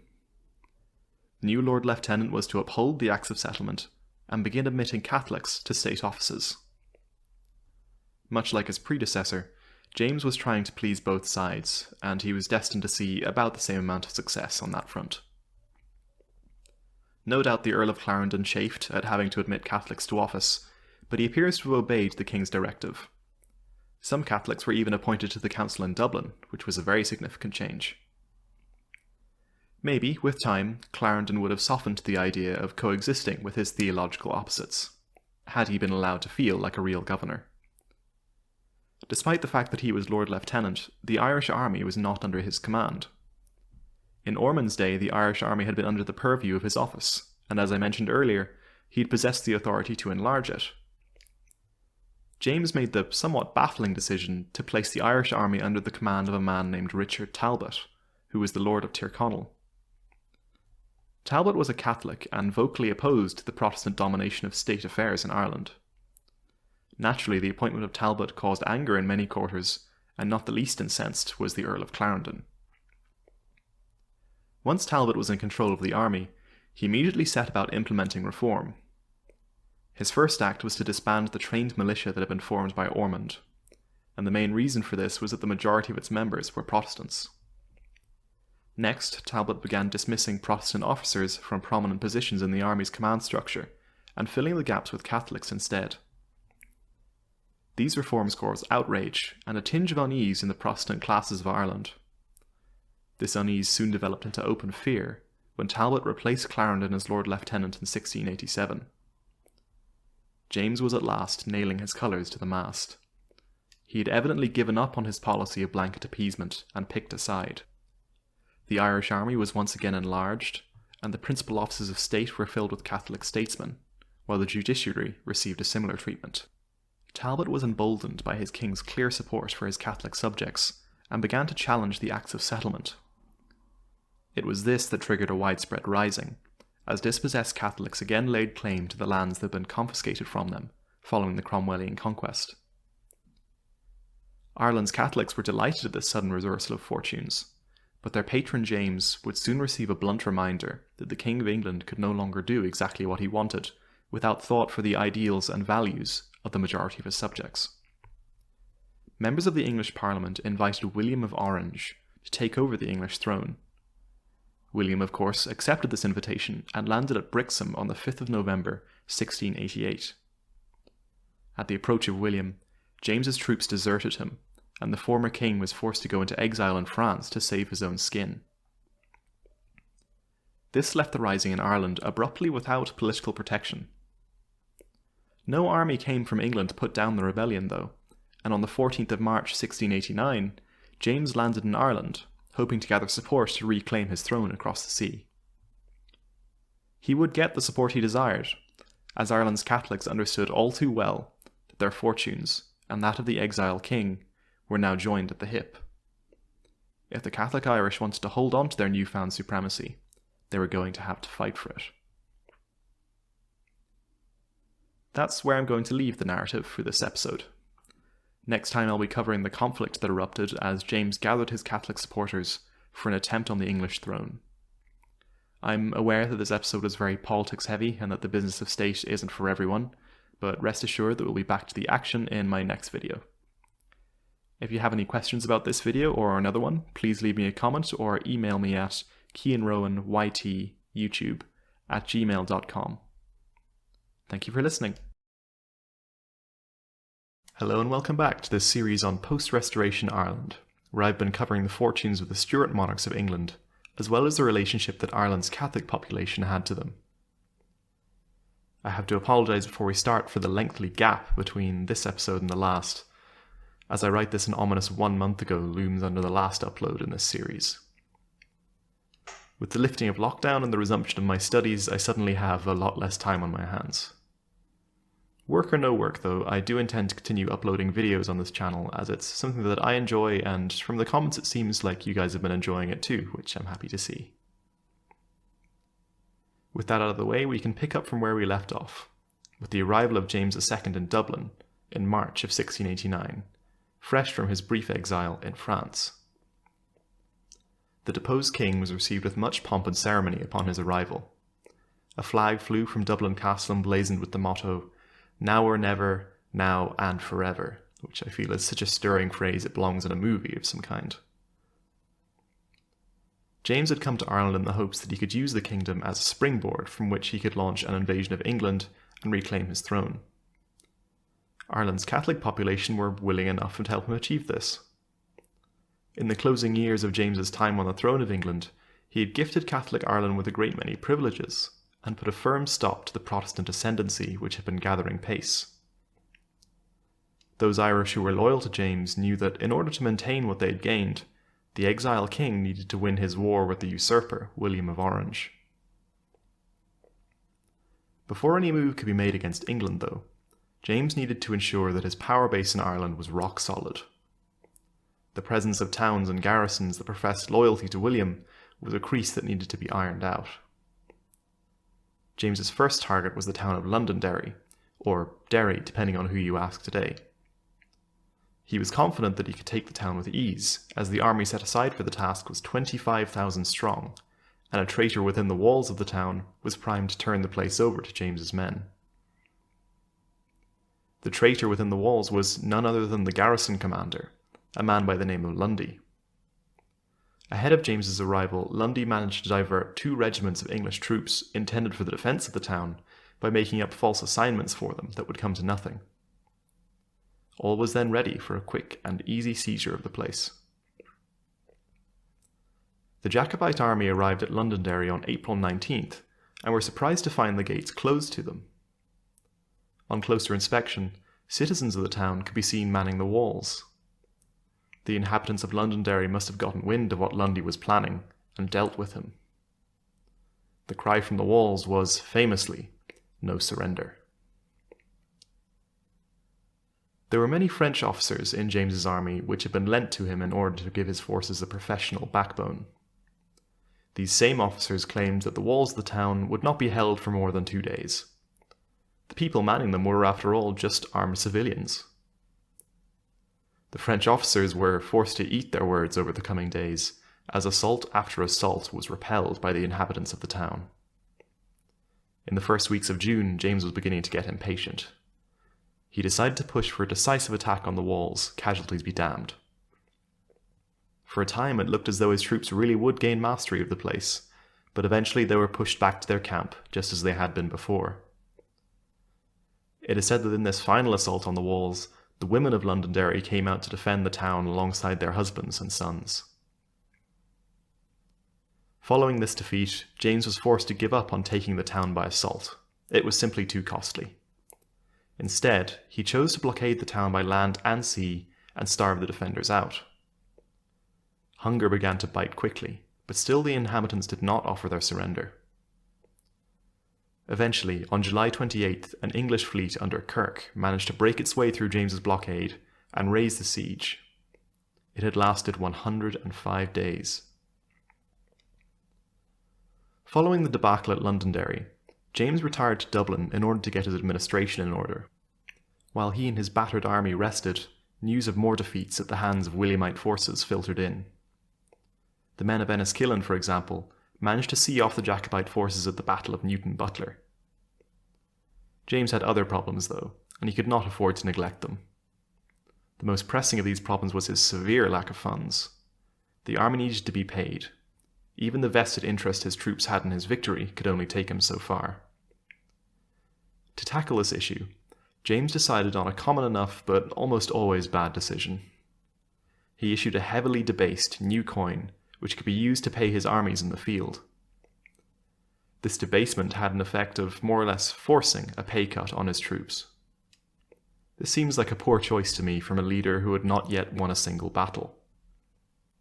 The debasement of the coinage would be remembered for years by the citizens of Dublin with extreme distaste. There were, of course, grumblings in the army as well, but for the most part, Irish Catholics appear to have been happy to continue to support James.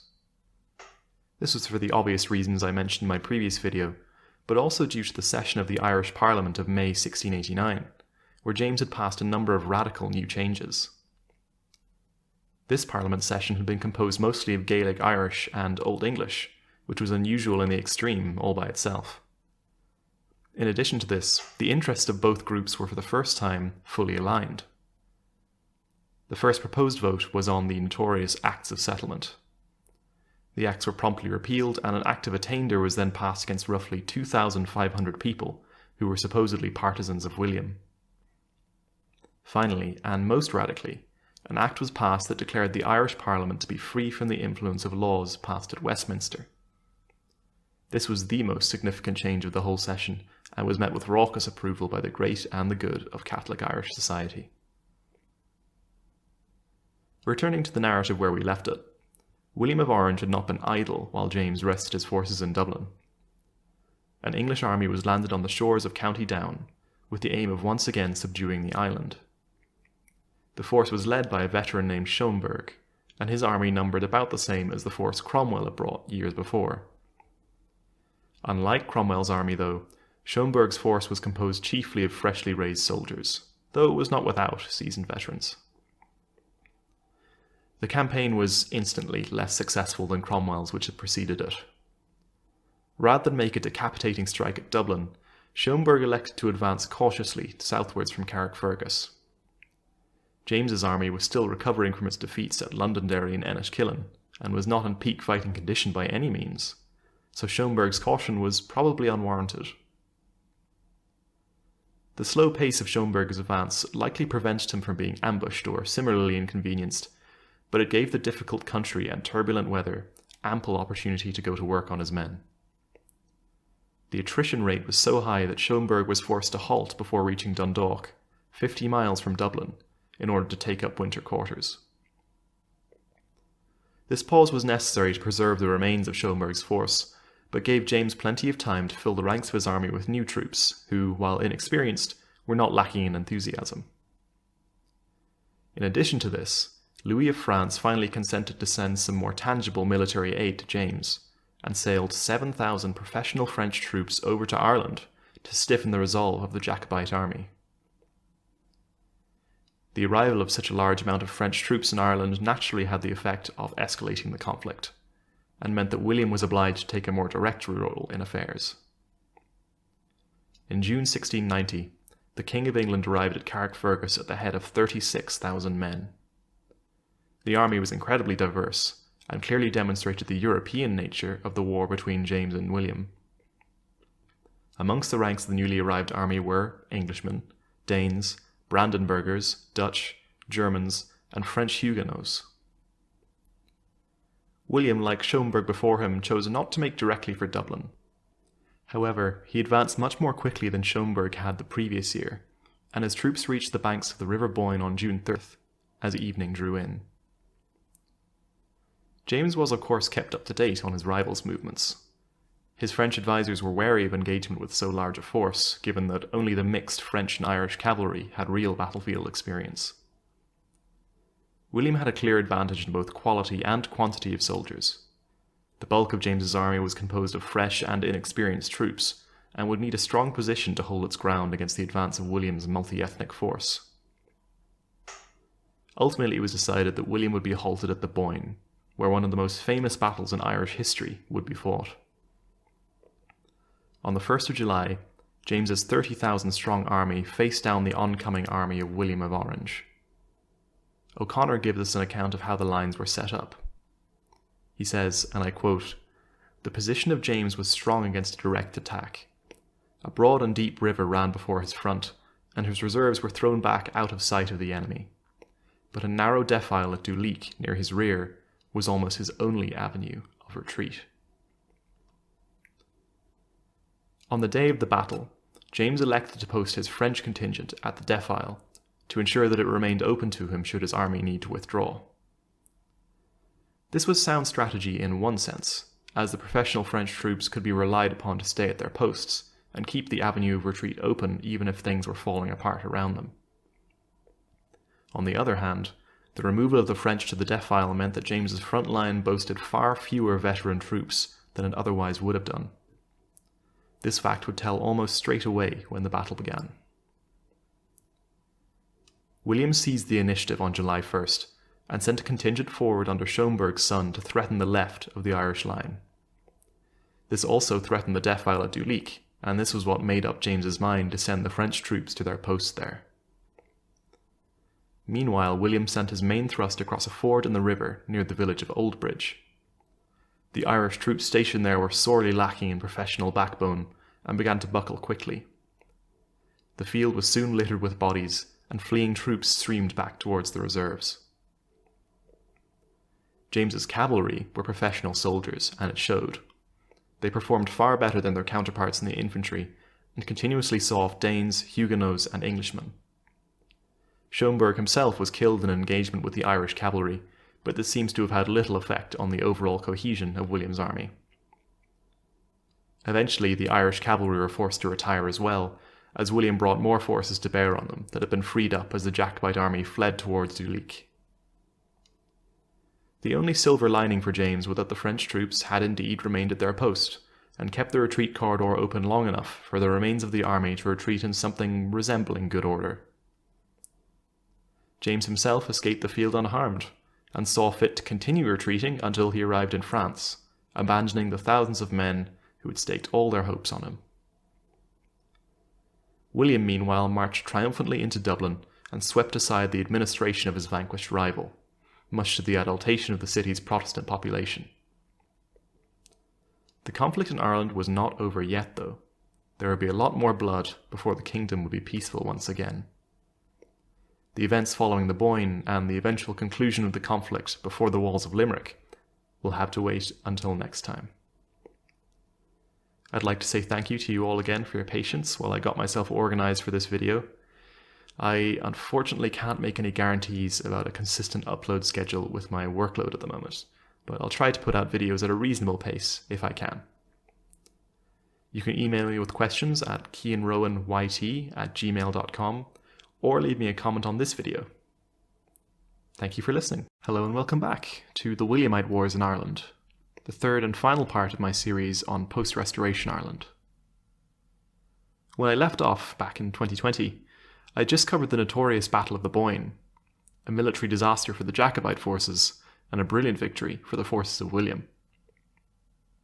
I mentioned last time that though the Williamites had won a major victory, the war was by no means over, and I was not exaggerating, as you'll soon see.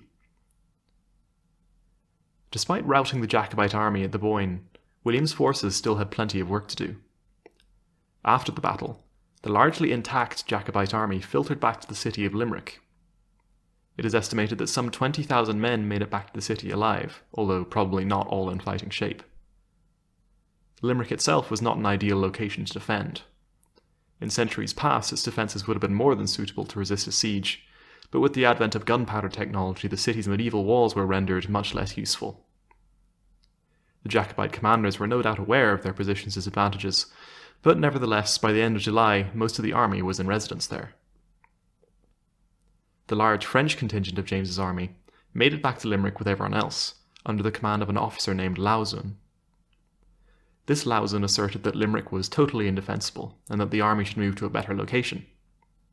The Irish commanders disagreed with Lauzun's assessment, and a short argument ensued, leading to the French contingent leaving Limerick and making their way to Galway. The Irish troops decided to stay on in Limerick, nominally under the command of a French officer, but it was Patrick Sarsfield who held the true loyalty of the troops. There was nothing to do now but prepare for the siege, which was sure to come. Lauzun had not been wrong about the sorry state of the defences, and priority one was to repair gaps in the wall with fresh stonework, and lay provisions within the walls that could sustain the garrison for what could turn out to be a quite lengthy stay. The construction work was sped up by the enthusiastic aid of the local population, who still harboured much goodwill towards the Jacobite cause. For those of you unfamiliar with the place, Limerick is built upon an island in the middle of the River Shannon. This was definitely a boon to the defenders, as it meant that the walls were only accessible by bridge. Limerick's bridges at this time were protected by old but strong forts, though ultimately these would prove to be of little use to the defenders of the city. It was well for the defenders that they started preparing early, because William's army arrived before the walls in the second week of August. The Williamite commanders were eager to capitalise on the initiative they'd gained through their victory at the Boyne, and seizing a major Jacobite stronghold like Limerick would be a surefire way to maintain that initiative. William's forces demonstrated their motivated state immediately, by capturing one of the bridge forts in sudden assault. Their foothold secured, William's army surrounded the city and settled down.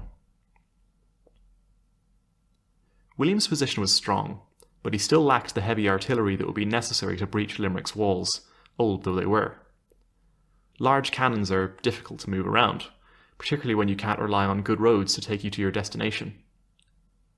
As a result of this, William's siege train had lagged behind his main force, with only the light guns arriving alongside the infantry and cavalry. The defenders of Limerick would have noticed more or less immediately how ineffectual the enemy bombardment was. The big guns were clearly absent, so where were they? Patrick Sarsfield, who I mentioned earlier, received a lucky break at this point. Conflicting reports state that either a captured prisoner or a deserter from William's side tipped the defenders off about the location of the enemy siege train. They learned that the guns were on their way up the road from Cashel, and were at that moment camped at the crossroads of Ballyneety. This was an opportunity Sarsfield could not pass up. Wasting no time, a small portion of the garrison slipped out of Limerick and made their way to Ballyneety. The artillery crew were evidently not expecting to be attacked, because Sarsfield's men managed to disable every gun with scarcely a man lost on their side. In no time at all, the raiders made their way back to Limerick and got back over the walls, and it was at this point that things really started to turn against William. Despite the loss of this essential and very expensive equipment, William persevered with the siege. He was not about to give up on taking the city where most of the army that opposed him was living. His decision to stay was no doubt influenced by the fact that his engineers managed to salvage 2 of the guns, but even with this good luck, progress against the walls of Limerick was painfully slow. The city was fully blockaded at least, and the defenders would surely run out of food soon enough. Unfortunately for William, the surrender he was hoping for stubbornly refused to come.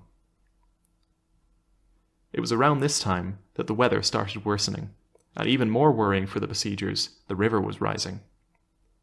If the Shannon continued to rise, William's camp would soon be a swamp. William knew that given the chance, the harsh Irish weather would decimate his forces, as it had Schomberg's the previous year. This left only one option for the besiegers: an all-or-nothing assault on the walls, before the rising water levels rendered their position untenable. On the 27th of August, William sent a picked group of soldiers to storm a partly made breach in the walls. This picked force was followed up by a significant portion of the army, to lend the assault the sort of irresistible momentum that it would need to break through the imperfect breach. What followed was a bloody melee in the mould of the siege of Londonderry. Like that siege, the women of Limerick are also said to have turned out in defence of their homes. Seeing his troops streaming back towards the camp in defeat, and worried at the encroaching river and bad weather, William at last lifted the siege. He himself was soon on his way back to England, delegating the rest of the war to his trusted commanders. Much like the Boyne, the successful defence of Limerick, while impressive, did not prove decisive. In fact, soon after William left for England, Lord Marlborough captured both Cork and Kinsale. To compound the situation, Lauzun and his French troops in Galway decided to sail home, which must have been a huge blow to Jacobite morale. Some French officers would stay on in Ireland, but the Jacobites would see no more French regiments come to help them. The siege of Limerick marked the end of the campaigning season for that year, and both sides sought out winter quarters. The island was now more or less split down the middle. William controlled most of the land east of the Shannon, while those loyal to James held sway in much of the west. Overall command of both sides was now delegated to generals rather than kings. On the Williamite side, a Dutchman by the name of Ginkell commanded his king's troops in Ireland. Meanwhile, the Jacobites received a new French commander, named St. Ruth, who had been sent from Versailles. St. Ruth and Patrick Sarsfield were both professional soldiers, but they seem to have had their differences about how the war should be fought. When Ginkell attacked Athlone in June 1691, the two came into conflict about how best to respond. St. Ruth was especially stung by the eventual capitulation of the town, as he'd been nearby when the last of the forts fell. The French general favoured bringing on a battle with the Williamites following the defeat at Athlone, in an attempt to recapture the initiative. Sarsfield was opposed to this idea, stating that it was a needless risk, especially when one considered how the last major battle of the war had gone for the Jacobites. Sarsfield was overruled, and St. Ruth mobilised the army to meet the Williamites at a position of strength near the valley of the Suck. The left of the Irish line was pressed up against the ruined castle of Aughrim, from which the coming battle takes its name. St. Ruth went to great lengths to motivate his troops, riding up and down the line, exhorting the men to fight for the faith. Catholic priests are also said to have walked the lines bearing crosses. Ginkle and his army reached the assembled Jacobites on the 12th of July. His army numbered around 20,000 men, while the forces arrayed against him numbered 25,000. This numerical advantage, while of course useful to the Jacobites, was not so overpowering as it might seem to us. The thing that made Ginkle hesitant to attack right away was not the Jacobite numbers, but rather the strength of their position. St. Ruth was a veteran commander, and was no doubt well aware of the poorer quality of the troops at his command. The perfect way to offset this disadvantage was to choose an easily defensible position. Ginkle recognized this at once, and worried about the risk of attacking the enemy on ground they had chosen. Ultimately, however, whether he was pressured by his officers or pushed by necessity, Ginkle elected to attack that evening at 5 o'clock. The opening push at the Jacobite right must have confirmed Ginkle's fears about the battle. His troops floundered in the marshy ground and were unable to make progress against the Jacobite position. Shifting his focus left following this failure, Ginkle ordered another assault, this time on the enemy's centre. This too failed, as the Williamite troops were once again hindered by the difficult ground, as well as the makeshift barricade that had been erected in the Jacobite centre. At this point, Ginkle must have been considering retreat, following 2 failed attacks for little to no gain. Determined not to give up until all options had been exhausted, however, the Williamite commander committed to one last assault on the enemy left flank, where the line was pressed up against the side of Aughrim Castle. It was at this inopportune moment that St. Ruth was suddenly killed, presumably by a stray musket ball. Command of the Jacobite forces would now have devolved onto Sarsfield, who had no idea that the general had just been killed. In addition to this communication failure, Sarsfield was under strict orders not to commit the reserve troops unless expressly ordered to do so. The Jacobite left was without much needed reinforcements, as the line began to buckle. With the command structure fractured, the Jacobite army began to give way little by little. A rout did not ensue immediately, as Sarsfield shepherded the army back in a fighting retreat, but eventually order began to break down and the army shattered, filtering back once again to places of strength in the west of the island. Unlike in the aftermath of the Boyne, the Williamites capitalised on their victory with great effect. Many towns in Munster and Connacht capitulated to the pressure of the advancing army and opened their gates. Before long, only Limerick still held out for James. The second siege of Limerick was approached much more carefully by the Williamite forces. Ginkle had plenty of time to examine the mistakes made by William in the previous attempt on the city, and acted with extreme caution. Such was Ginkle's caution, he did not venture any assault on any part of the defences until a month into the siege. He then focused his attention on one of the forts guarding the bridge into the city and took it by assault.